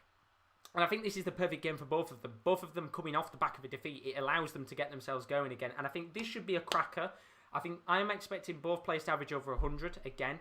I think there'll be a few 180s in this match. And I'm not going to say this is the game with a 9-darter. I think maybe it might be the last game with a 9-darter. But maybe we don't get a 9-darter at all tonight. At least we've had a little bit of a chance in the end. But as always, do put your predictions in the chat. I know, of course, tonight we've had Super 6 going on. We are closed now, so no more predictions can be taken in the chat. But I will be doing, at the end of the night, is I will go through and check who has actually done well in the Super 6. And in fact, when I go and check now very quickly, I believe most of you guys actually lost. And I'm pretty sure everybody might have been knocked out. But I will check at the end of the night. And if any of you have won Super 6, then I would recommend checking out our social media as well, which if you want to follow us on Twitter, it's at @the_top corner. Link is in the description and no doubt will be in the chat soon as always. And you can follow us on there and I will tweet out tonight if anybody has won it. But I'm pretty sure everybody was knocked out because nobody predicted Sousa to win 8-1. There might be one person, but I'll have to see a little bit later on. But for this game, I think it'll be a close one. I think this is the perfect game to play. Both coming off the back of a defeat, a chance to bounce back. And we'll have to see how both of these players do in a few moments' time. In terms of the odds to win the tournament, Nathan Aspinall's odds have stayed at 11-2. They were 11-2 yesterday in terms of his odds, so they haven't changed too much, as Carl has put the link in the chat. You're a legend, Carl, as always. As for Jonny Clayton, his odds have also stayed the same at 7-1. So neither of these two players' odds have actually changed from the previous night's action. I would assume the bookies are expecting both players to bounce back tonight. It's more of a question of who bounces back and who doesn't. As for the actual table itself, we know that the table isn't like this anymore. Michael van Gerwen is at the top of the league. However, if Nathan Aspinall wins tonight, he does have a chance of going back to the top of the table, but he would need to win the game by, I think, about 4 legs to go back to the top. So there is a little bit of pressure for Aspinall to go out there and win the game comfortably. But to be honest with you, I don't think he really cares if he doesn't win this game by a couple of legs tonight. Because what it does mean is that Michael van Gerwen's on 17 points. Nathan Aspinall would be on 17 points. Jose de Souza on 14 points. And potentially we could see Dimitri Vandenberg on 17 points as well. Which, if that happens, then Jonny Clayton, James Wade, Gary Anderson, all those could be 5 points behind the top 3. And potentially Gary Anderson could be 2 points behind the top 4. There would only realistically be 1 spot still available in the top 4 for the time being, unless one of those 3 dropped off in the end. But there is a gap starting to build between 1st, 2nd, 3rd, and then 4th. And that will be the worry here for the likes of Clayton, Wade, Anderson, that their chances of getting into the top 4 are diminishing very quickly. And ultimately, with the way that MVG, Aspinall and Vandenberg have played, unless one of them loses tonight, then they all could pretty much get a top 4 spot, maybe by Wednesday or Thursday night, depending on how things go. But without further ado, let's get into our 3rd game of the evening. Looks like this night is going to be done very quickly with the way things are going. I mean, we could be done here by about 9:30, which is quite impressive for the darts. Usually, we're on till about 10:30, 11. But we're underway with the game. Let's get flash score up as we get Jonny Clayton to start the match. And in terms of your guys' predictions for this game, Chloe says that she thinks everybody's out of Super 6, which means I got to keep my money again. Get in. And then Kyle says he thinks Nathan Aspinall 8-6 against Jonny Clayton tonight.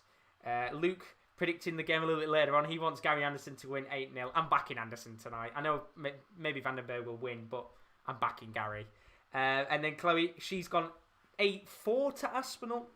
And then Luke has gone 8-5 to Aspinall. So there's quite a few backing the Asp tonight. And I think I'm going to back Asp to win this 8-4. That's my prediction. Very best of luck to everybody. I know there'll be a few of you with the bets on tonight. And no doubt, hopefully, we do get another good game to continue on after that cracker of a match between James Wade and Michael van Gerwen.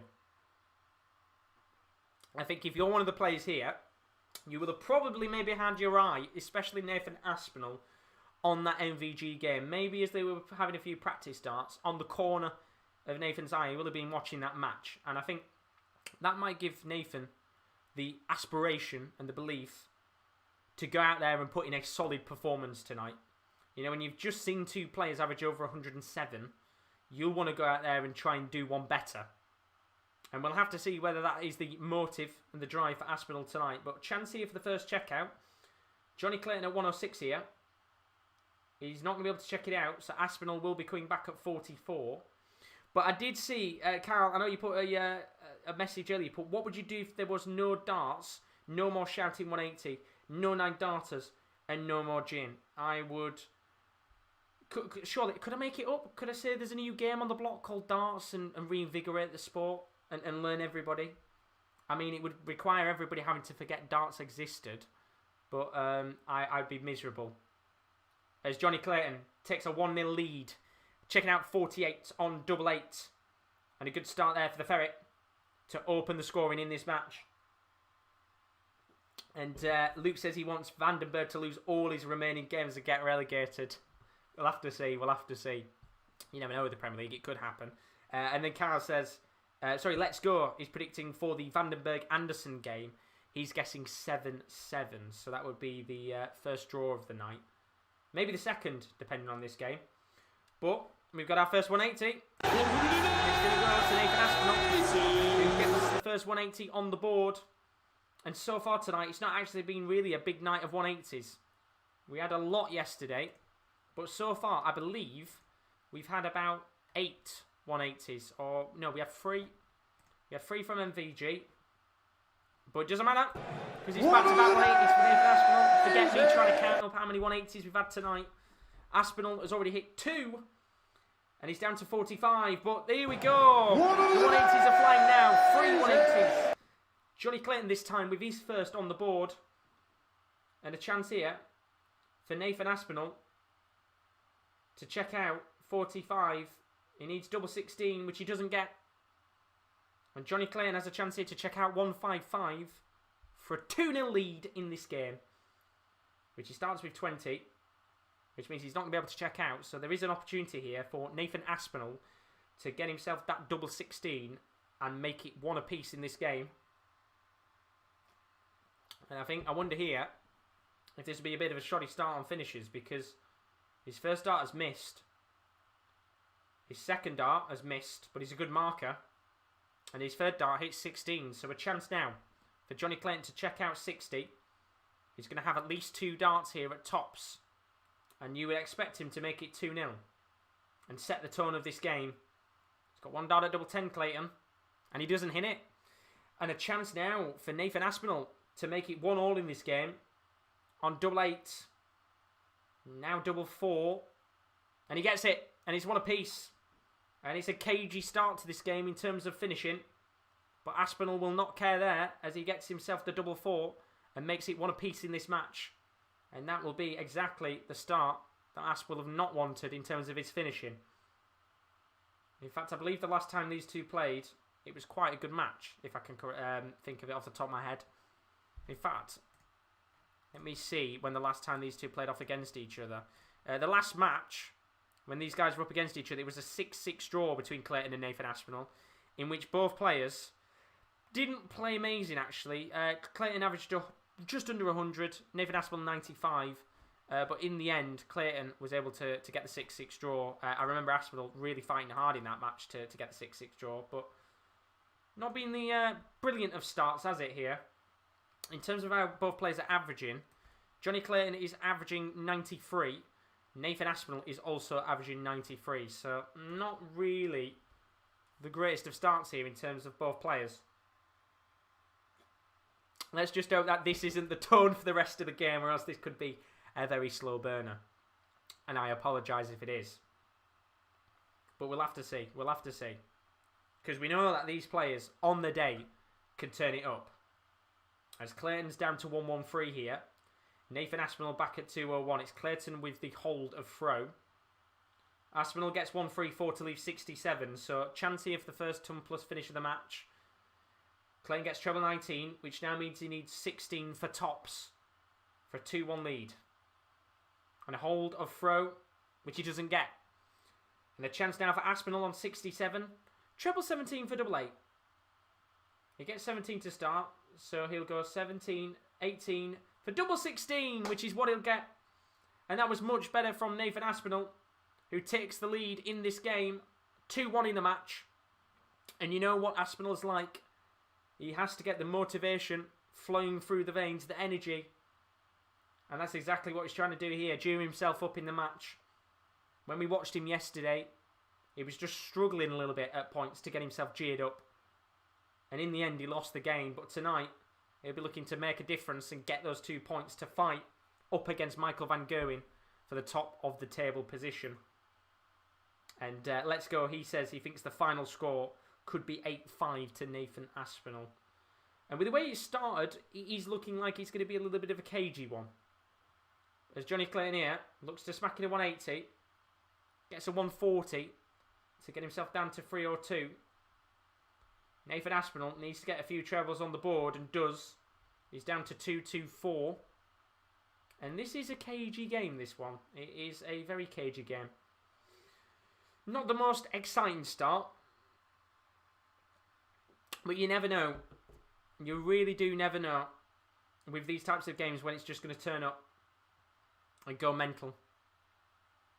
As I've just seen now, once again, they're advertising the tickets for the Premier League, and I still can't believe we're in a position where fans are going to be back in the stadiums very soon. It's going to be nice to see people in fancy dresses permitted this time. I know when we had the World Championship, fancy dress wasn't permitted, which was the most stupid rule I have ever seen. You cannot turn up in fancy dress because of COVID. What a load of rubbish. But you can turn up in fancy dress. So if you are going to Milton Keynes, and you are one of the lucky gits that are going, do tell us in the chat if you're going to be in Milton Keynes in a few weeks, because I am very interested to see if any of you guys are going. As Jonny Clayton checks out 66 and makes it 2 legs apiece in this game, in what has been a very, very cagey game so far. And there is a roll of the eyes from Nathan Aspinall, who knows that there might be a little bit of frustration in this game, especially with how both players have been on the checkout so far. And if you're not going to Milton Keynes as well, do tell us if you're going to Blackpool, because I am going to be there at the World Match Play in July, if fans can go, of course. And if you are going, then it'd be nice to see if anybody else is going to be there, as there's a chance for the 180 for Jonny Clayton, which is what he gets. And that's another 180. That's now 2 apiece in the game. As the averages are just beginning to rise. Jonny Clayton averaging just under 100 here, 99.02. Nathan Aspinall averaging 95, and he will know that he's going to have to put that average up a little bit more here, or else Jonny Clayton might just be able to start breaking away. So Jonny Clayton at 100, Nathan Aspinall all the way back at 244, and a chance here for a ton plus finish. Gets the treble 20, and gets tops. And that's an 11 dart leg for Jonny Clayton, and the Ferret takes himself into the lead. And that will be a good confidence booster for him with that brilliant ton plus finish. And that was a really good finish there from him. And we know that he's been averaging, I think, for most of the tournament, 100. I think he's one of the only players to be averaging over 100 in the tournament. And he's just keeping his average around about that mark. In fact, he's now averaging over 100 in this game. And Aspinall here, of course, we're still very early days in this game, but he's running the risk, maybe, of having 2 back-to-back defeats, which would be the first time this season he's experienced that. Let's not forget that he's been fantastic and not really had many defeats on the board. Only had 2 in the 12 nights so far, which is bonkers. But Luke says he's going to be going to the Grand Prix in October if there's fans there. I'm hoping so. You know, I really hope we don't get to a point of where we get ourselves excited for the summer. We have a brilliant summer, and then by winter we're back to square one again. As we've got another 180. This time for Jonny Clayton. That's 3 180s for Jonny Clayton. There might be a chance for a 180 here for Aspinall, which he doesn't get. But a chance here for a 2-leg lead for Jonny Clayton. He's going to have 2 darts here at double 16 for 3 legs on the spin. And he doesn't get it. And now there's a chance here for Aspinall to check out 110. He checked out 110 against Jose de Souza. But he won't be checking out the 110 here. And a chance now for Jonny Clayton to take a 2-leg lead on double 8. And a chance to really start breaking away in this match. Which he shall. 4-2 to Jonny Clayton. And that consolidates a comfortable lead for now for the Welshman.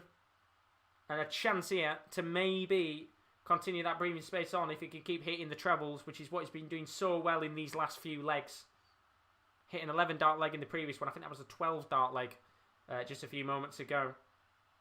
Carl saying, when that does happen, Josh, and you do go to Blackpool, be ready to sign a few autographs. I'm not that popular. I wish I was. I mean, everybody loves a bit of fame, don't they? But there's no chance that's happening.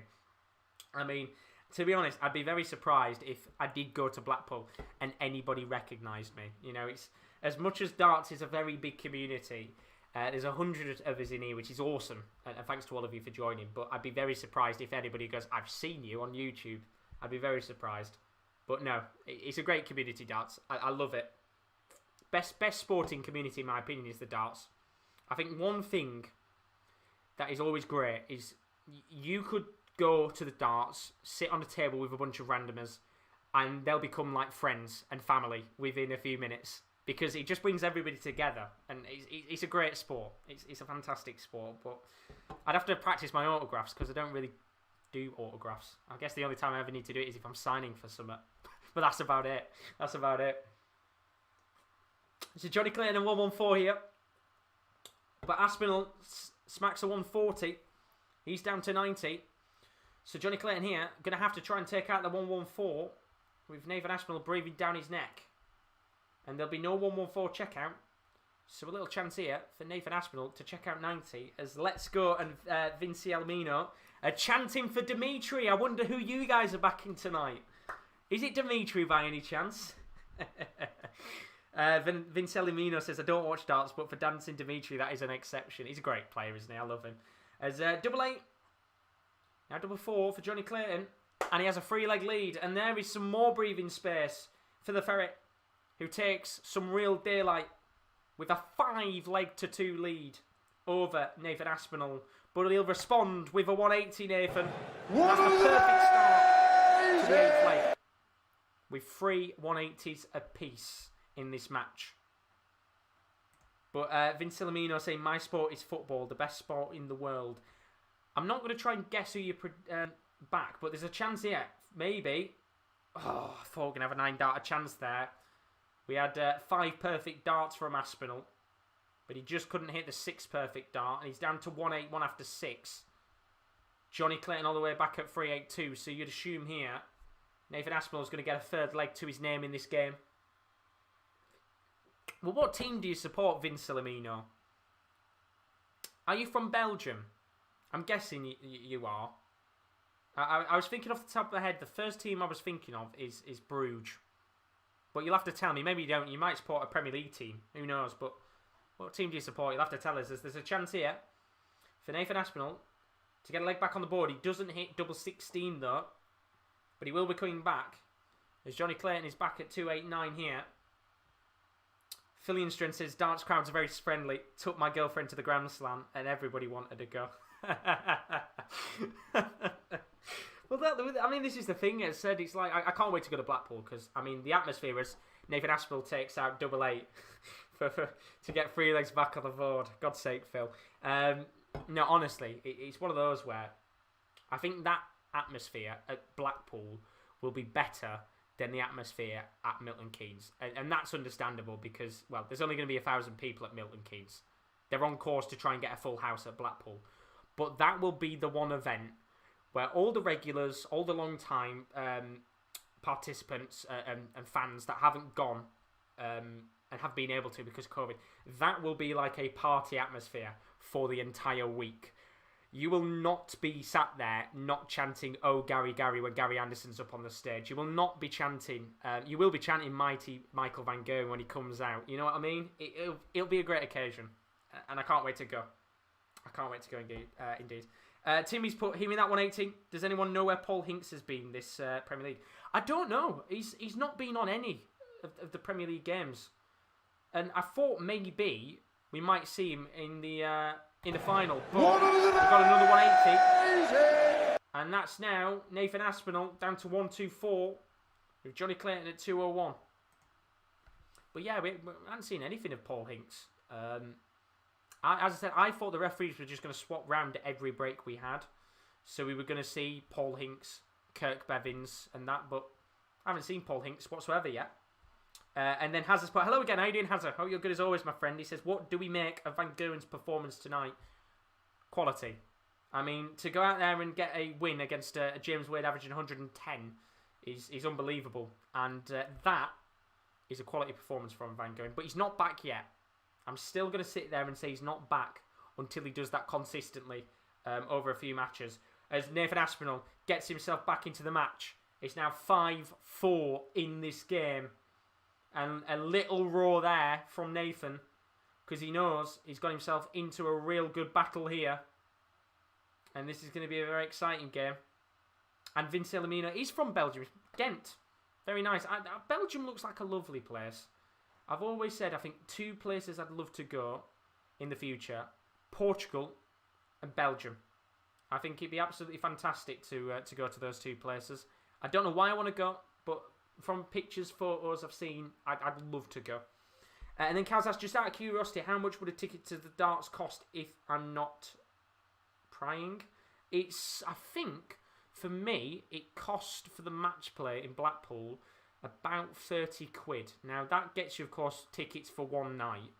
But it cost me 30 quid for one ticket, which I don't actually think is bad in my opinion. And, of course, when you add on the costs of hotels and that, it hasn't actually cost me as much as I thought it was going to. But, yeah, I think 30 quid for a ticket isn't too bad. But I'm going to be there, I think, pretty much for the majority of the week. I think I'm not there for the final and the semi, sadly, but I'm there for the whole quarters, all of round 1 and all of round 2. So I'm looking forward to it. Really looking forward to it. As Nathan Aspinall smacks in a 180, that's the 8th of the match. He's down to 106 here. Jonny Clayton with a chance to check out 140, which he doesn't. And a chance now for Nathan Aspinall to check out 106 and make it 5-all in this game. Gets treble 18 for double 16. And he doesn't get it. And a chance now for Jonny Clayton to get back a 2-leg lead in this match. Gets 20 to start, which means he's going to have one dart at tops. And he doesn't get it. And it means now Nathan Aspinall, another chance in this game to come back and make it 5-all on double 16. He's got 2 darts here. I mean, the first 2 darts are really, really awkward. He's going to have to somehow try and find a way to squeeze that 3rd dart into the bed.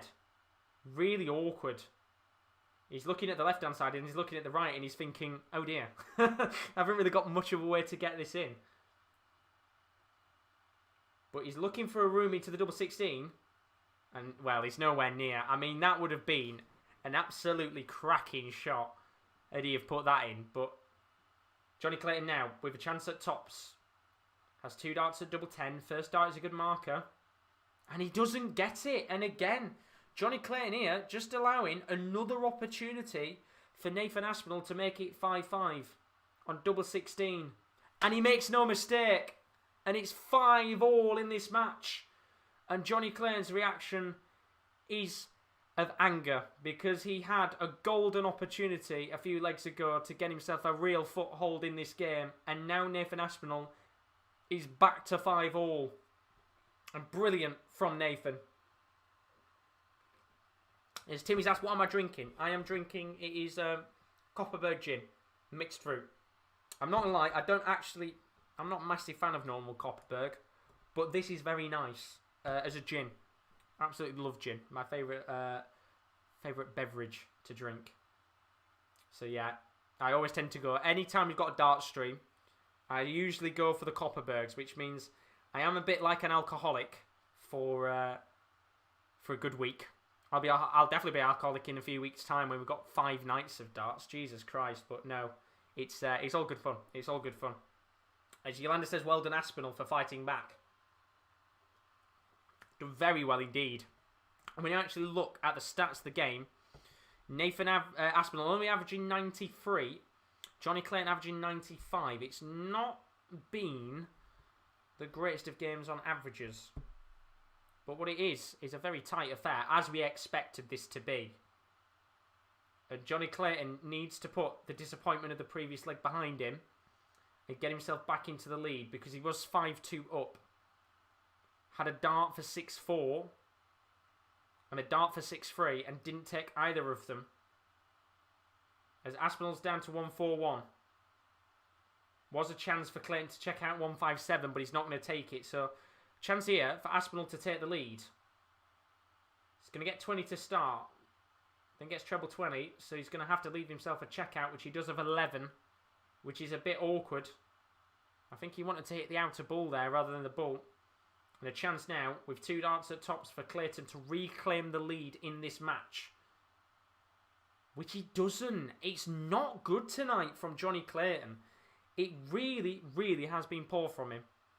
And Timmy says, I wish I could put the drink down after only 5 days. Got to get that full 7-day binge, bro.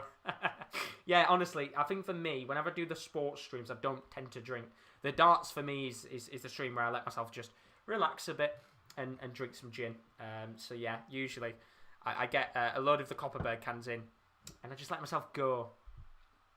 And there's a chance here for Aspinall to take a 6-5 lead. He's got 3 darts in hand at double 2 in yet again another leg here where both players have just been a little bit sloppy on finishing.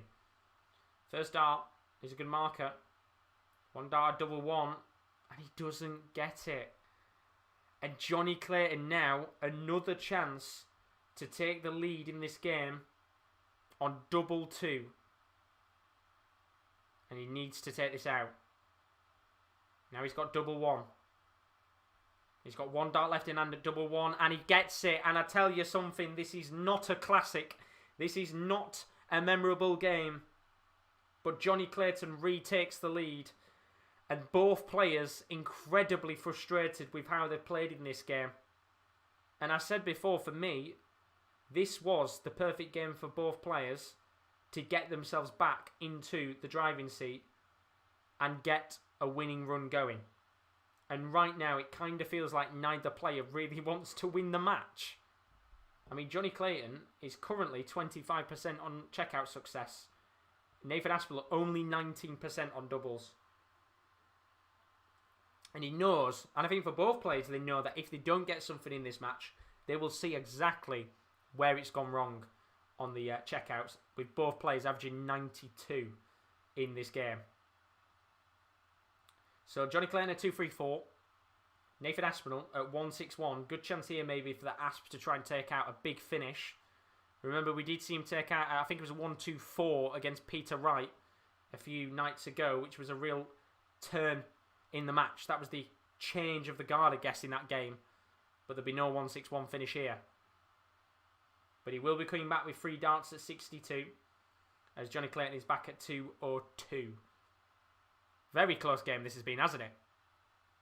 Neither player wanting the win. It seems a little bit like the championship in the EFL right now. Was Aspinall mate 6-6-6 on double 16. And that's a good leg for Asp. Needed a little confidence booster there, you feel, after a disappointing few legs on the board.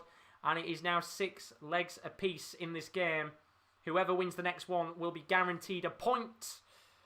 Who is going to be getting themselves a step closer to 2 points, though? That's the question. We've got 112 of you in the building tonight. Don't forget, if you are new to the stream, please don't forget to leave a like and subscription, as we are pushing towards 2,200 subs. We are covering the entirety of the Premier League of Darts. And we've got a lovely community. Very nice to see a lot of you new faces in here. As Timmy says, I wish Vincent van der Voort would make a Premier League. He's such a fun player to watch. But doubt he'll ever move down from 26th in the world now. Yeah, it's... I've always said in the past, right, I would love it if they did like a second division of the Premier League. But the only problem with that is I think it just wouldn't work. So you did a second division, and you put the likes of Whitlock, you can maybe put Bunting in there. Obviously, the important names, Chizzy, Smith, those types of players you put into a second division Premier League. I guess then it doesn't become as much of a invitational tournament, as much of a priority as well, the second division, because then you wouldn't see it as much.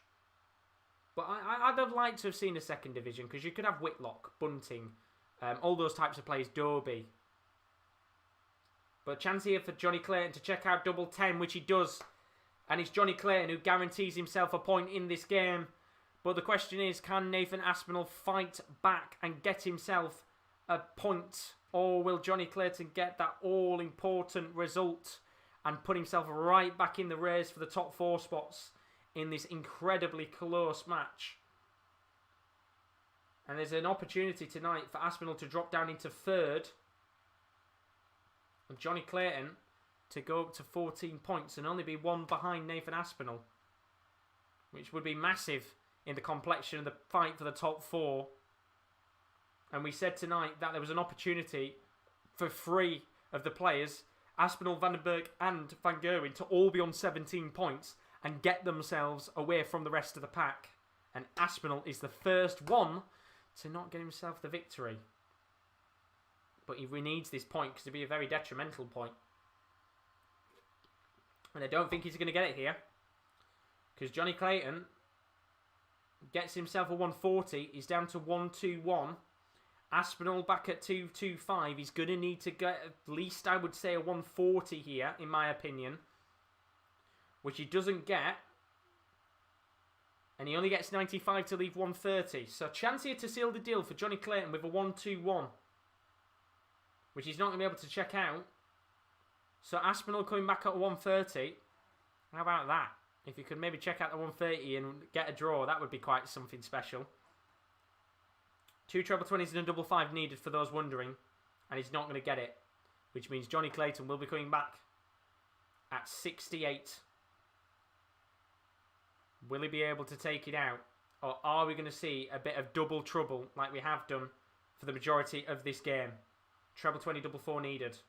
Gets 20 to start, which means he's got 1 dart at tops, Jonny Clayton, and he doesn't get it. And a chance now for Aspinall to take the draw on 79. Treble 19, double 12 needed. Gets 19, which means he's going to have 1 at tops for a draw. And he doesn't take it out, which means now Jonny Clayton finally has the chance to break the duct and get a victory on tops. First dart is a good marker. And the second dart is in. And Jonny Clayton, in a very, very hard-fought match against Nathan Aspinall, has just blown the doors wide open on the fight for the top 4. Let's not forget, at the very beginning of this evening, there was an opportunity for 3 players, as I said a few moments ago, to get themselves onto 17 points and kind of get a 4 or 5 point gap over the rest of the pack below them.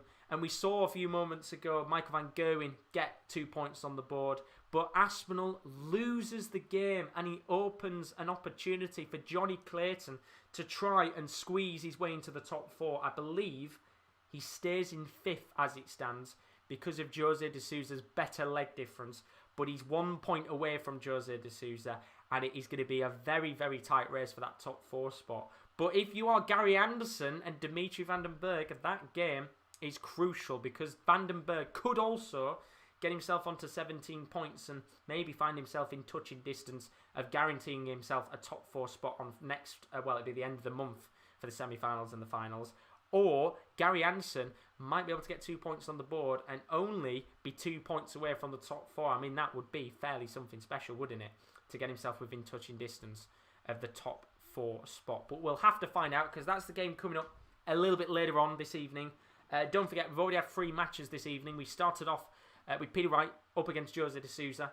De Sousa with an 8-1 victory over Peter Wright. And I'm not going to lie, I don't think many people would have predicted that at the beginning of the night now, would we? Jose de Sousa playing a very good game indeed. Peter Wright struggling with an 84 average, and that was a real bad result, which I think, in my opinion, has knocked Peter Wright out of the tournament. Game number 2 was a brilliant match. It was a belter of a game between Michael van Gerwen and James Wade. James Wade averaging 110 and still didn't beat Michael van Gerwen in an 8-3 win for the Green Machine. It was a quality match to watch. And then, of course, we had Jonny Clayton up against Nathan Aspinall. That game ending 8-6 just a few moments ago.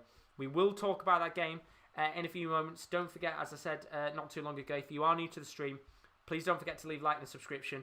We're up to 2,140 subscribers, so thank you to all of you that have been leaving the subs. It is greatly appreciated. Hopefully you've been enjoying the streams because we will be back for the Premier League of Darts in a few weeks' time. We have got a 2-week break, sadly, which means there'll be no darts on. So we'll be back on the 24th of May for the final week of action. The only day I won't be live, sadly, is the 27th of May. That is because I am moving. But I will be back for playoffs night on Friday, so do not miss out on that. It will be a fantastic week when we will find out who is going to be lifting the Premier League of Darts trophy at the end of what has been a very, very busy season. But let's take a look at some of the content to come on the channel over the next few days. As I've said multiple times before, we don't just cover the darts on the Sports Corner. We cover a whole host of different sports, including NFL, wrestling, F1, and of course, what takes centre stage, football. Here's a look at some of the content to come over the week. Coming up on the Sports Corner this week, we have all of the action from the Championship final day up the Millers. We're live from 12 to see who gets relegated from the Championship. Then, after that, we have Dortmund up against Leipzig in the first big match of the day in the Bundesliga with Gerwyn. And then in the evening, we have Bayern Munich taking on Gladbach. Can Bayern Munich seal the title? We're live from 5 on Saturday. On Sunday, we have the MLS. It's back with Inter Miami against Atalanta United. That's live from 5:55. And then the darts, of course, will be back at the end of this month. I'll be live on the 24th of May for the final week of action. That's next week on the Sports Corner. So there's a look at the content to come. Honestly, tomorrow is a massive day. Of course, we've got Bundesliga action. But before that, if you're a fan of the EFL, if you live in England or you live abroad and you want to find out what happens on the Championship's final day, I'm going to be live from 12 covering Sheffield Wednesday against Derby. And then I'm backing my boys, the mighty Millers, Rotherham United, to beat Cardiff City. I'm going to be covering both games live as well as keeping you up to date with all of the scores across the rest of the Championship on the final day. You do not want to miss out on that. It's going to be an absolute cracker on Saturday alongside our two brilliant Bundesliga games, which includes the chance for Bayern Munich to win the title. We'll have to see if they can beat Gladbach in the evening fixture. But let's go back to the darts, because that's what it's all about tonight. And that game which we just witnessed between Jonny Clayton and Nathan Aspinall. And again, it's one of those games where I look at it and it's not a classic. It's not a memorable game. It's not one of those where you look back at the end of the season and you'll say, gosh, I remember that match. But it is one of those games which will be very crucial to the complexion of the Premier League table and the rest of the season. I mean, when you look at both players' averages, it wasn't great, was it? You can see Nathan Aspinall a 91.64 average and Jonny Clayton a 92.88. It was not a good night in terms of the averages. Neither was it a good night in terms of the checkouts. Neither player above 30%. Too many opportunities missed in this game, and that comes for both players. I was giving a lot of praise to Nathan Aspinall over the tournament for having quite a high checkout success, but tonight was probably one of his worst performances of the Premier League. Yes, he did get 6 legs on the board. Yes, he could have arguably got a draw. But if both players had come out with a 7-7 draw, I would have said both players have played rubbish and it's a deserved result. And you could maybe say 7-7 is a deserved result with how both of them played. But Jonny Clayton, look, he got through the match. He did what he had to. He got the result. And it just blows the doors wide open on what is a very, very exciting top 4 race. Because we now might have potentially 2 spots available rather than 1. Had Aspinall won it and maybe Vandenberg won his game. So it opens the doors for it to be a really competitive top 4 race. You know, Jose de Souza, he's only a point in there, I think. Jonny Clayton now a point away from him. It's going to make things intriguing going into the last week of action. And Nathan Aspinall now, even he'll be looking and thinking, crap, I could have been a few points ahead of them. Now I'm there fighting with them. And you never know if he could maybe drop out. But we'll have to see in the end. And when you actually look at the other stats as well, You can see the highest checkout of the game, 100. Jonny Clayton, that was a brilliant checkout from him. And then we had 8 180s in the match, which I believe, quite oddly, is the highest amount of 180s in a game tonight. And it was the worst one. But hey, it's we'll take the 180s as they come. So that was the game between Jonny Clayton and Nathan Aspinall. I think it's time to move on to the last game of the night. And it has been a very quick night, hasn't it? We're already at 9 o'clock and we're at the last game. Usually it gets to about 9:30, 10 and we're getting ready for that final game of the night. But with the way that these games have gone, a lot of convincing results, means we're going to probably be done fairly quickly this evening. I think we'll be done quicker than we ever have. And it's this game that takes centre stage for the final match of this week's action. Dimi Vandenberg up against Gary Anderson. And this should be a very exciting game, if I'm being honest with you. Dimitri Vandenberg played fantastically yesterday against Nathan Aspinall. Averaged, I think it was around about 104 in that last match. And when you actually look at the stats of the game, which I'll get up now, in his last match, he got that 8-6 victory. He averaged 102 in that match, got 4 180s with a 61% checkout success. That's 8 out of 13 at doubles. And it just shows how he is a machine in this tournament. He's just constantly hitting high averages, quality high percentages, and it's making him an absolute menace for even the top dogs, the likes of Gary's and the Peter Wrights, to come up against because he's so good.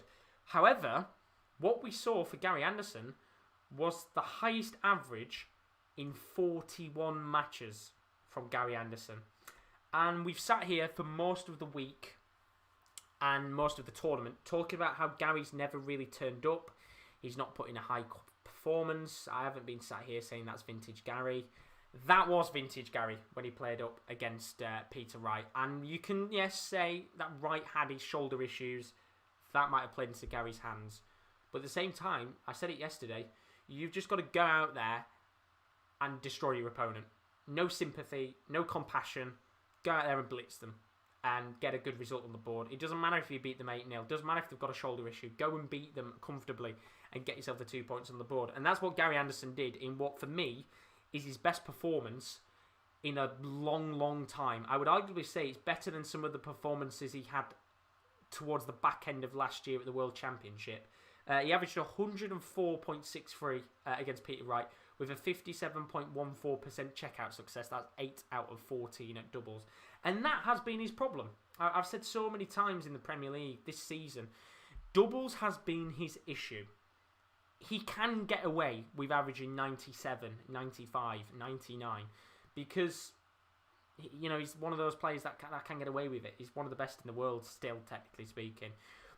But he blitzed Peter Wright yesterday and everything felt like it was going in. And he needs that tonight because Dimi Vandenberg, we've seen very rarely drops the ball. There's been some games where we've sat here, maybe 1 or 2 of them, where I've sat here at the end of it and I've gone a little bit disappointed in Vandenberg because he's not played as good as you'd like him to. But I think tonight will be a cracker because both players are coming in with good confidence, good belief, and most importantly, something on the line in terms of the table because this is how the table started at the beginning of the night.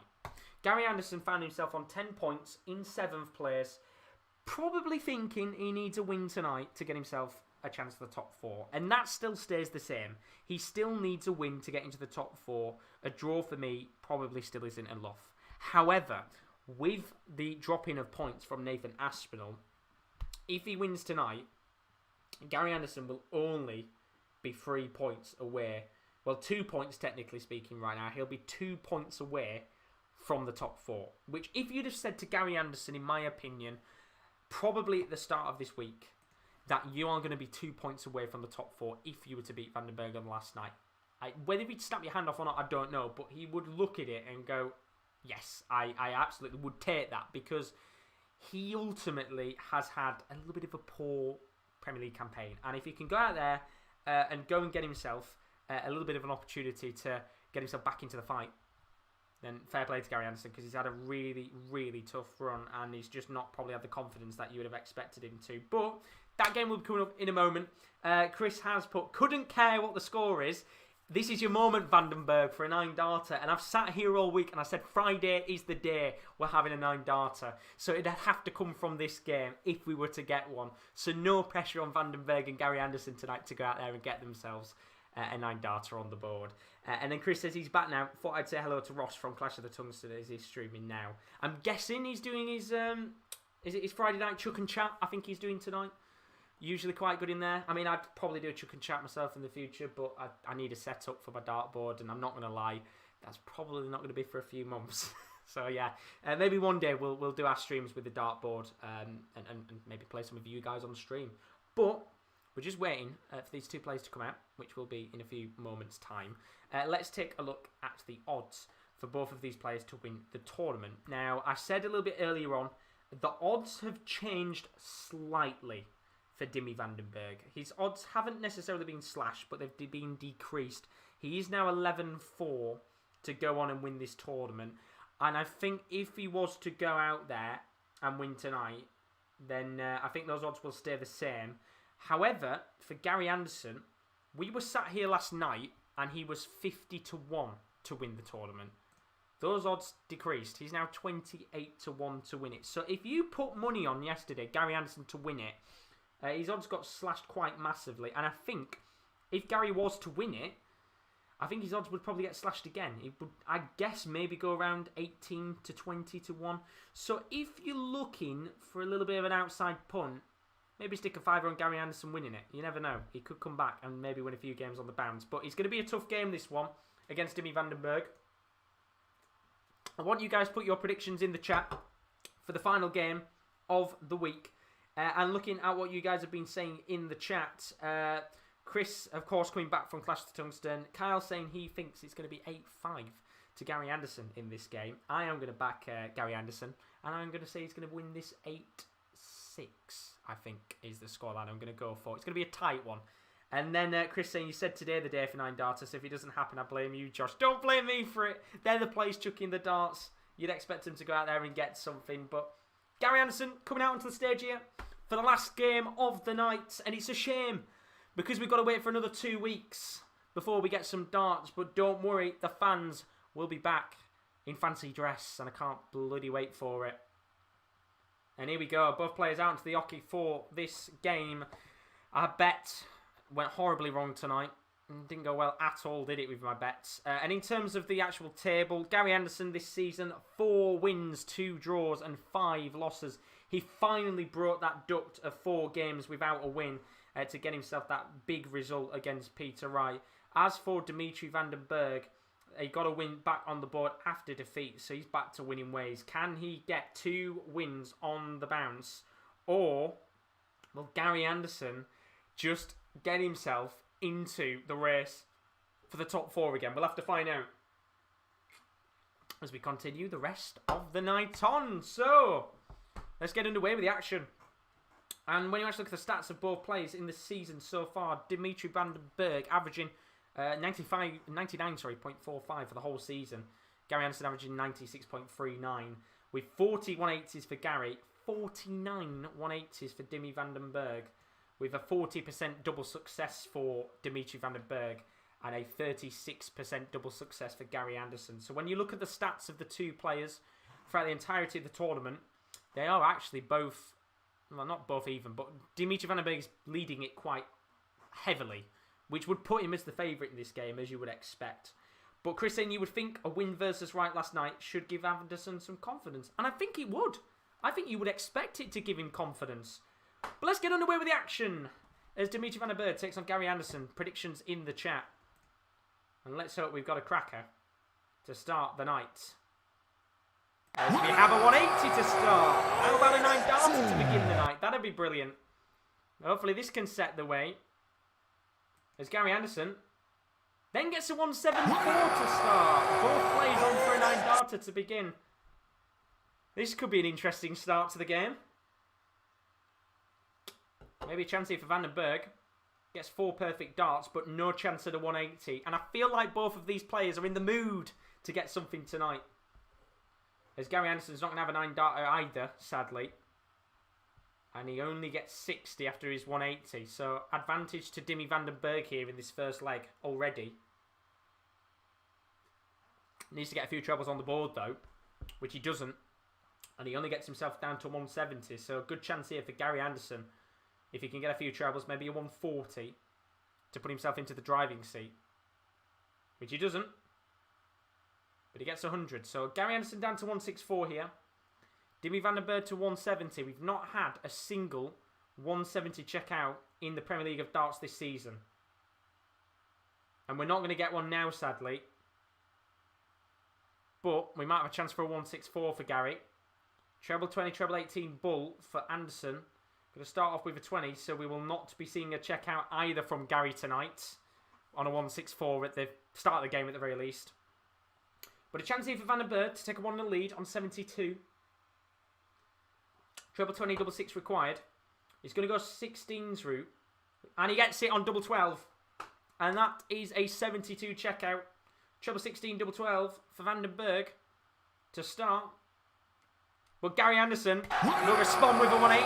Good pace to this game, as that is already the second 180 in the match. One apiece in this game.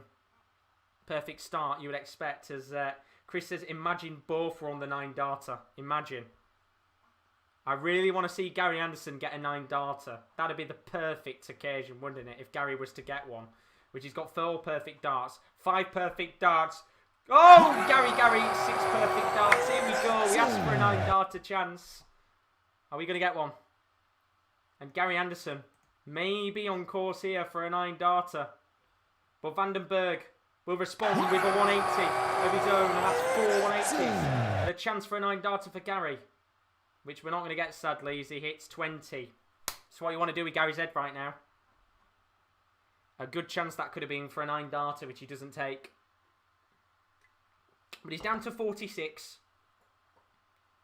Dimitri Vandenberg going to get himself 137 to leave 44. So Gary's going to have 2 darts here at tops for 1-1. And 1-1 it shall be. Good start to this game. Very good start to this match as Gary Anderson gets himself back on the board. And I thought we were going to get a 9-darter there. Dimitri Vandenberg averaging 124. Gary Anderson averaging 116. What a brilliant start. As Timmy says, Wayne Models, oh dear, when Gary didn't get it was awesome. I thought for a second we were going to get a chance at it, but no. Sadly not. Sadly not. Let's just hope that this is the pace for the rest of the game. To be nice, wouldn't it? And apparently, I mean, Wayne Models just said that the Wade's 110 average tonight was the 4th losing highest average in the history of the Premier League. I'd be very interested to see what the highest average with a defeat is. I'd assume it's probably around about the 112 mark. But this is a brilliant start to the game. Dimitri Vandenberg at 3-1-8. Gary Anderson at 3-10. And you would expect both players like in a game like this to come out with confidence, considering they've both put in world-class performances in their previous games. But there's just a little bit of a dip here in this third leg. And they've got to keep it going here. Gary Anderson at 2-18. Vandenberg at 2-7-4. Chris saying, good man, Gary, let Vandenberg do it. I'm going to say, imagine if Gary had hit it and Vandenberg didn't. Chris would have been raging. Unless we got 2 9-darters in the same game. Then maybe that would be alright for Chris. So Vandenberg at 140 here. Gary Anderson at 138 in this third leg. That's just taken a little bit of a stumble in comparison to the previous 2. And we're not going to see a check out of 140 for Dimitri Vandenberg. So a chance here for Gary Anderson to check out 138. Gets treble 20 to start. Needs treble 18 for double 12. He's going to go for the 20s route instead, which has cost him. And Vandenberg now with a chance to take a 2-1 lead on tops. You would expect Dimitri to take this out. Which he does. 2-1. And that was brilliant from Dimmy there. So clinical on tops finishes. And both players 100% on the success rate for doubles right now. I know we're only 4 legs in, but I think maybe Jonny Clayton and Aspinall need to keep an eye on this game. because they're certainly giving it their all. There's a chance for another 180 here, and Dimmy Vandenberg kicks us off with another 180. We're now up to, I believe, 375 180s in the whole tournament, and that should be the 4th, I think, of this match. Maybe a little chance here for an opportunity for a 9-darter for Dimmy. I think with every single perfect start to a leg for Dimmy, Chris is going to be excited because he has got a bet on tonight for Dimmy to hit a 9-darter. He's had that bet on pretty much for the whole tournament. As Timmy's asked, who's my favourite darts referee? Probably my favourite's Russ Bray. I mean, we had somebody ask us yesterday about favourite caller, and it's a tough one, but I like Russ Bray. Does miscount a little bit too often, but it's Russ Bray, isn't it? He's a legend. He's an absolute legend. So I do like Russ Bray. I think he's a fan's favourite, isn't he, Russ? I think arguably the most recognisable of the lot, Gary Anderson, hits the 6th 180 of the match. 3 apiece in this game. And this is a quality start. But a chance here for Gary Anderson to check out 64 after Vandenberg missed 1-2-4 on the bull. So treble 8, double 20 needed here. Gets 16, which means he's going to have 2 darts. Oh, sorry, 1 dart at tops. And tops he'll get. And it's 2-2. And Gary Anderson averaging 105. And Dimitri Vandenberg averaging 113. What a game this is. And hopefully it can continue on, because it has been a very good day today with that Van Gerwen weird game. And I can't believe we've got 2 weeks without the darts, as Gary is still 100% on the doubles. And I think it was yesterday, his double success was 35%. And then, you know, if they kind of had the 2 doubles successes of the last 2 days, if you add them together onto his season average, it might just push him up a little bit if he can keep checking out around about the 40-50% mark for the rest of the season. So Vandenberg at 3.56, Gary Anderson at 4.44, and his average is just slightly dropping here. He's down to 102 with Dimmy Vandenberg at 109, and he knows in a game like this that Dimmy Vandenberg very rarely averages under 100. So you've got to match him. You've got to match him. I don't think you can get away in a game like this right now, especially with Dimmy averaging 108. You know, if Gary was to drop down to like a 95 average, I don't think it'd be enough for him. Because Vandenberg can pounce and can just take a foothold like that. So Anderson at 2.44. And Dimmy Vandenberg gets himself down to 1.26.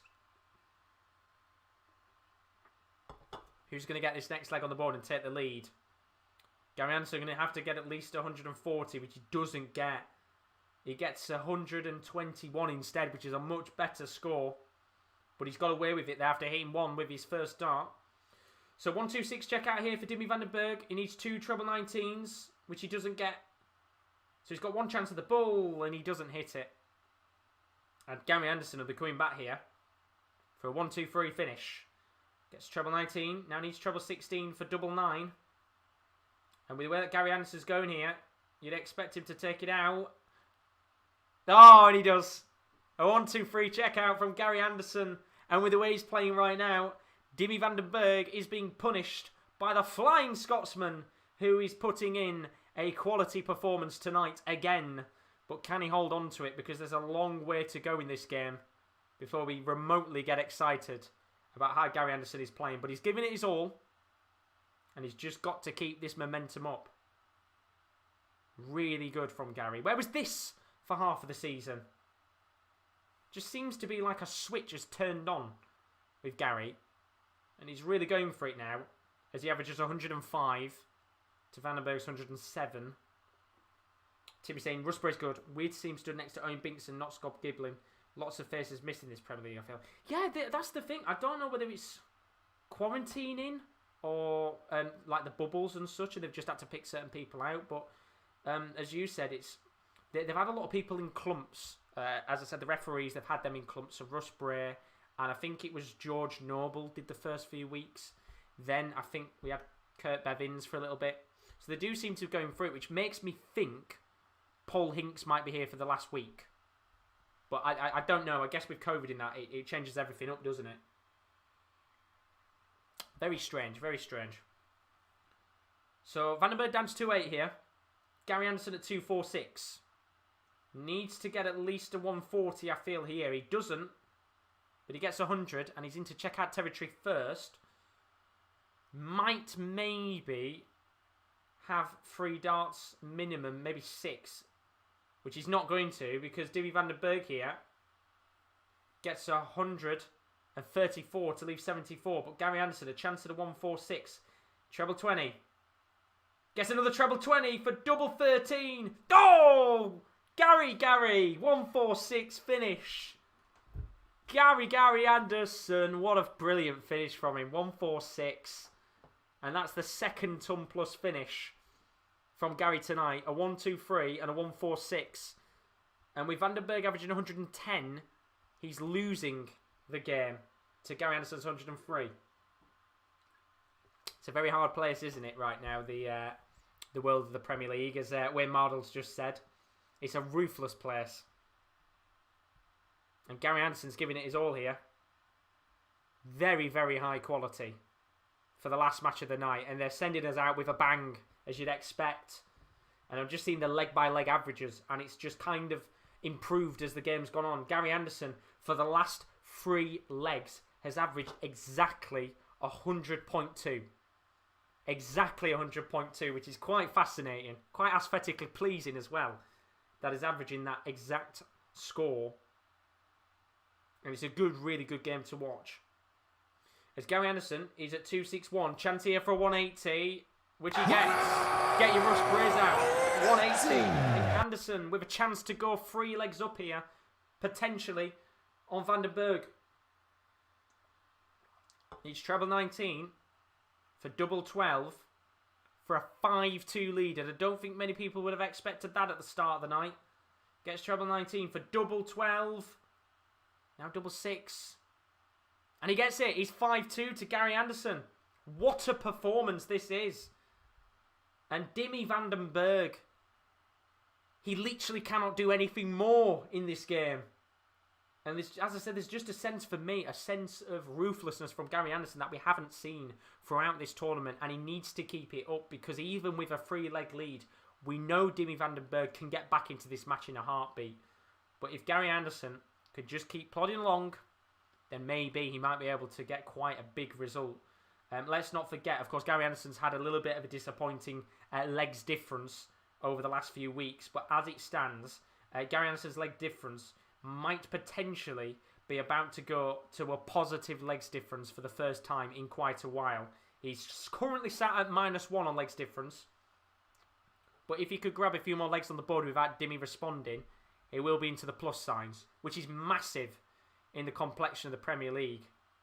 And it's one of those where, at the start of the night, everything has changed.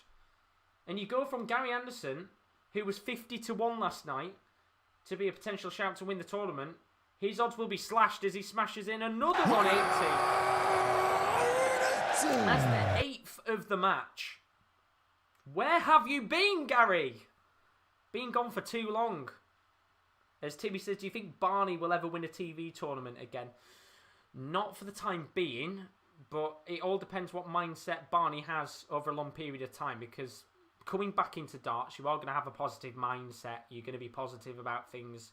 But let's see in a few months, maybe in a year's time, when he's been playing a lot of the big tournaments and stuff. Let's see how he is then, because we haven't seen him on the TV stage yet. I think we need to see him in a few TV tournaments first. As Gary Anderson, of course, makes it 6-2 after checking out double 14. And, well, I think we've only got, what, a few more. It's 9:20 and we're nearly done. Very quick night this has been. But he's 86% on his doubles right now, Gary. And he's really putting Dimmy under some pressure. And the Belgian is starting to make mistakes. He only gets 42 to start off this first leg. And Gary Anderson gets 100 to start off this 9th leg of the match. I'll tell you something. The next time we're live and covering the next week's action, I think Gary Anderson's odds are going to be slashed from 50-1 yesterday to probably about 15-1. And if you did back him yesterday at 50-1, then fair play to you. because he's still well and truly within a shout of making the top 4 and maybe even going on and winning it. Because with a performance like this, Gary Anderson is now averaging 107. Dimi Vandenberg's average just dropping to 104 as he smashes in a 140 to get himself down to 178. What can Gary do here? Get a few trebles on the board, Gary, and he might be towards 7-2, which he does. So Gary down to 146. Dimi Vandenberg, of course, not going to be able to check out here, so Gary will have at least 3 darts in hand, potentially maybe 6, as Dimi only gets 68 to leave 110. So advantage Gary Anderson again in this leg for 146, which he's not going to be able to check out. But unless Dimi checks out the 110, you just feel that Gary will be coming back here for a 7-2 lead with 3 darts at double 18. And you feel that Dimi has to take this out, or else Gary will go 7 legs up. He's got 1 dart at double 16, which he doesn't take. And now there's a chance for Gary Anderson at double 18 for 7-2. And of course he's going to hit it, because he's been brilliant tonight. And Gary Anderson is different. This is a different Gary Anderson to what we saw a few nights ago. Unbelievable performance from Gary Anderson. Can you believe it? 109 he's averaging right now. And he's on course for an absolute mauling against Dimi Vandenberg. And Dimi's average legs difference is dropped now to +6. Gary Anderson into +1. And this is not the way you would want to be going into the break. Unless you're Gary Anderson, then you're absolutely buzzing. You've turned it around in 2 games. And I'll tell you something, I don't know what, but Gary Anderson is slowly becoming the master of clutching up, trying to get a top 4 spot. I don't know how he does it, but he always seems to be lingering around about the top 4 position. And he's doing it again here. And we all thought maybe he wasn't going to make it. He's finding himself 2 quality performances. He's down to 161 here. Dimi Vandenberg at 265. He's going to have to get a few trebles on the board, which he does. And he will get himself down to 132. So Gary Anderson, a 161, which with the way he's played, he could take this out and win the game. And he's not going to be able to this time. But what's he going to leave here? And he's a little bit of an awkward dart there in the 20. So he's not going for the bull. And he will leave 96. So he did go for the bull in the end. He's going to leave 96, but a chance here for Dimi Vandenberg to check out 132. Starts with the outer bull, which means he needs treble 19 for the bull, and he gets it, 7-3. Could that be a little bit of a confidence booster in this game for Dimi Vandenberg? He needs to find 4 more legs to guarantee a point. And a nod of approval from Gary Anderson, as he knows he's still got a foothold in this game. That is the 3rd ton plus checkout of the match. As Gary Anderson here only gets himself 55. And he gets himself down to 446. And there is a little bit of an opportunity here, just maybe, for Dimi Vandenberg. If he can get a little bit of a foothold in this leg, a little bit of a chance for maybe Dimi Vandenberg to make it 7-4. And that would make things a little interesting, knowing that Gary Anderson will just have to recompose himself slightly, which he's done very well there. He gets himself down to 349 after 6 darts to try and keep himself in touching distance. What can Dimi Vandenberg do here, though? A 140 or 180 would put him in a very good position to make 2 legs back-to-back. And a 140 he'll get. And Dimi Vandenberg here, if Gary Anderson doesn't get a few trebles, which he hasn't, is now in the driving seat to get 2 legs on the bounce and just put Gary under some pressure, because it's not been often this season where we have seen Gary in a convincing lead. I think one of the only times we've seen that is against Peter Wright, which, Peter Wright never really tested him. But he's doing very well right now, Dimi Vandenberg. He's giving it his all. And he's got an opportunity to make it 7-4 as Gary gets 100 to leave 152. Timmy asking in the chat, do you see MVG getting to world number 1 again? Yes, I do. I do see him getting back to world number 1, but not right now. I think he's got to improve on his consistency before he even thinks about getting world number 1. However, it all depends as well, in my opinion, on how Gerwyn Price does when he comes back. Because a 2-month break could either go 2 ways. But I'm going to stop for a second. Because Gary Anderson with a chance to win another 152. Check out. Oh! Just misses. Double 16 for a 156 checkout. And an opportunity now for Dimitri Vandenberg to make it 7-4 with 3 darts at double 18. And he gets it. And Dimitri Vandenberg makes it 7-4. And Gary Anderson might just be feeling a little bit of pressure here. As Jacob's in the stream. How you doing, my friend? Hope you're good as always. Welcome along. What can Gary Anderson do, though, here? Needs to start off perfectly. And does with the 180. And that is the perfect response. That's the 9th 180 of the match. And I tell you something. Let's have a 9-darter, Gary. Because I don't think we're going to get one from Dimmy. Which means if you're still in the building, Chris, I'm very sorry. It doesn't look like we're getting a 9-darter tonight. But can Gary Anderson give us a 180? He gives us 4 perfect darts. 5 perfect darts. Go on, Gary. Ah, no 6 perfect darts, sadly. Which is a shame. It's a shame. 4 just maybe there. We were going to have a little bit of a chance for a 9-darter to win the game, which would have been nice. What a way that would have been to win it. But he's on course here. Either way, Gary Anderson to go on and get the win. And Dimitri Vandenberg is still averaging 103. Gary Anderson averaging 109. What a performance from the Flying Scotsman, who is flying once again.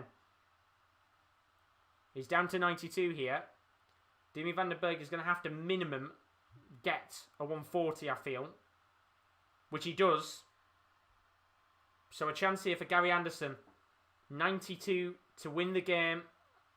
Gets 20 to start, which means 36 for 36. And it is! Oh, Gary Anderson. What a performance from the Flying Scotsman.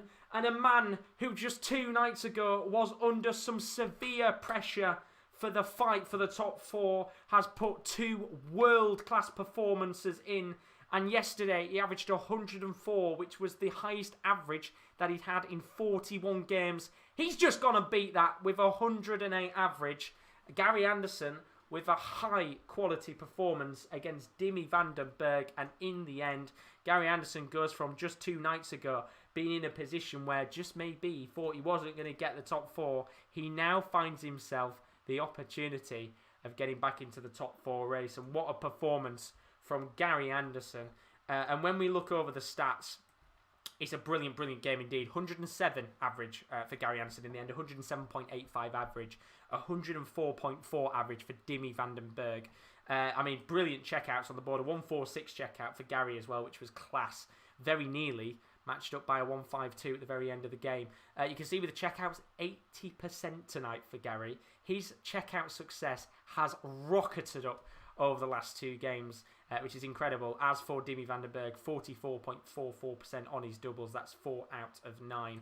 And then, of course, the 180s tonight. We had 9 180s. 6 for Gary Anderson, 3 for Dimitri Vandenberg. And it puts the Gary Anderson, the Flying Scotsman, into a real position to maybe make the top 4. We'll have to see. But what a performance from Gary. And credit where's credit's due, because I have sat here a few times and maybe not been as fair to Gary. And I'm a massive fan of him. He's my favourite player. I love him to death. But what I've seen has been so disappointing. But these last 2 nights have been brilliant from him. And if he can keep that standard up, come out after that 2-week break and keep those performances going, then maybe Gary Anderson could be up there with a shout to make the top 4 at the end of the week. We'll have to see, of course, because there's a long way to still go in this Premier League. And, of course, we've got a 2-week break now, which means, sadly, there's no more darts for 2 weeks, which is a real shame indeed. But for those of you wondering when the darts is back on again, we will be back live on the Sports Corner. It will be me, of course, because I'm the only one that loves the darts. We'll be live again on the 24th of May. We'll be live every single night, apart from Thursday. Only reason why I can't be live on Thursday is because I'm moving. On Friday, I'll be live with the playoffs night. So we'll be live for 4 of the 5 nights for the last week. And don't forget, as always, you can check out a whole host of other streams on our channel over the next few days. Join me tomorrow. Up the Millers, Rotherham against Cardiff. A Derby versus Sheffield Wednesday for what could be the greatest relegation battle of the decade in the Championship. Dortmund take on Leipzig tomorrow from 2:25 You can join Rowan on the Sports Corner for that. And then after that, what a game. Chance for Bayern Munich to win the Bundesliga title. They face Gladbach. That's from 5:25. You do not want to miss out on that one. We've got Inter Miami taking on Atlanta. You can join KL for that on Sunday if you're a big MLS fan. And then, of course, the darts will be back on the 24th of May. We'll be live from 7:05 to get absolutely shit-faced with the darts. But apparently it's 4-0 to Newcastle, which is unbelievable. Jacob says Rotherham's going down. Well, you know what, Jacob? We will go down with a fight. And if you want to join me tomorrow, as I said, that is live from 12:30. If you want to check out our social media, as always, then do please feel free to. Our Twitter is @the_top corner, and our Instagram is _sports corner _. Please do go and check those out if you want to. Our Twitter is the best place to check us out to see when we're going live. But join me tomorrow, 12:20. I am a Rotherham United fan. We want to stay up. There's either going to be tears, or I will set off a red flare in my room. I wish I could, but if you want to join me tomorrow, I'll be live with the Championship final day, covering every single game as well as the relegation battle. That's live from 12:20 tomorrow. But as for now, a massive thank you to all of you, because this has been probably the most successful stream we've had in the Premier League this season so far. We've had 100 viewers pretty much for the whole thing, so I want to say a massive thank you to everybody, whether you've been in for a minute, 10 minutes or an hour. Thank you to all of you that have been joining, whether you're new, whether you're old, whether you're a regular. It's greatly appreciated indeed, and hopefully we'll see you back again in 2 weeks' time. Where the facial hair might have gone, it's all because I'm depressed about Rotherham right now. I really want to see us stay up. But as for now, thank you very much. As always, thank you to Kyle. Cheers, watch great Watchalong. Enjoy the rest of the day, and see you tomorrow. And Tony saying, great night of darts. Great to see Gary back. Well done, Josh. Thank you very much indeed, Tony, Kyle, Chris, and to everybody else. I will see you tomorrow, where there may not be a smile on my face. What could possibly go wrong? But as for now, I'll see you in 2 weeks. To the rest of you guys that are watching the darts, stay safe, and we'll see you back for the Premier League of Darts on the 24th. Good night.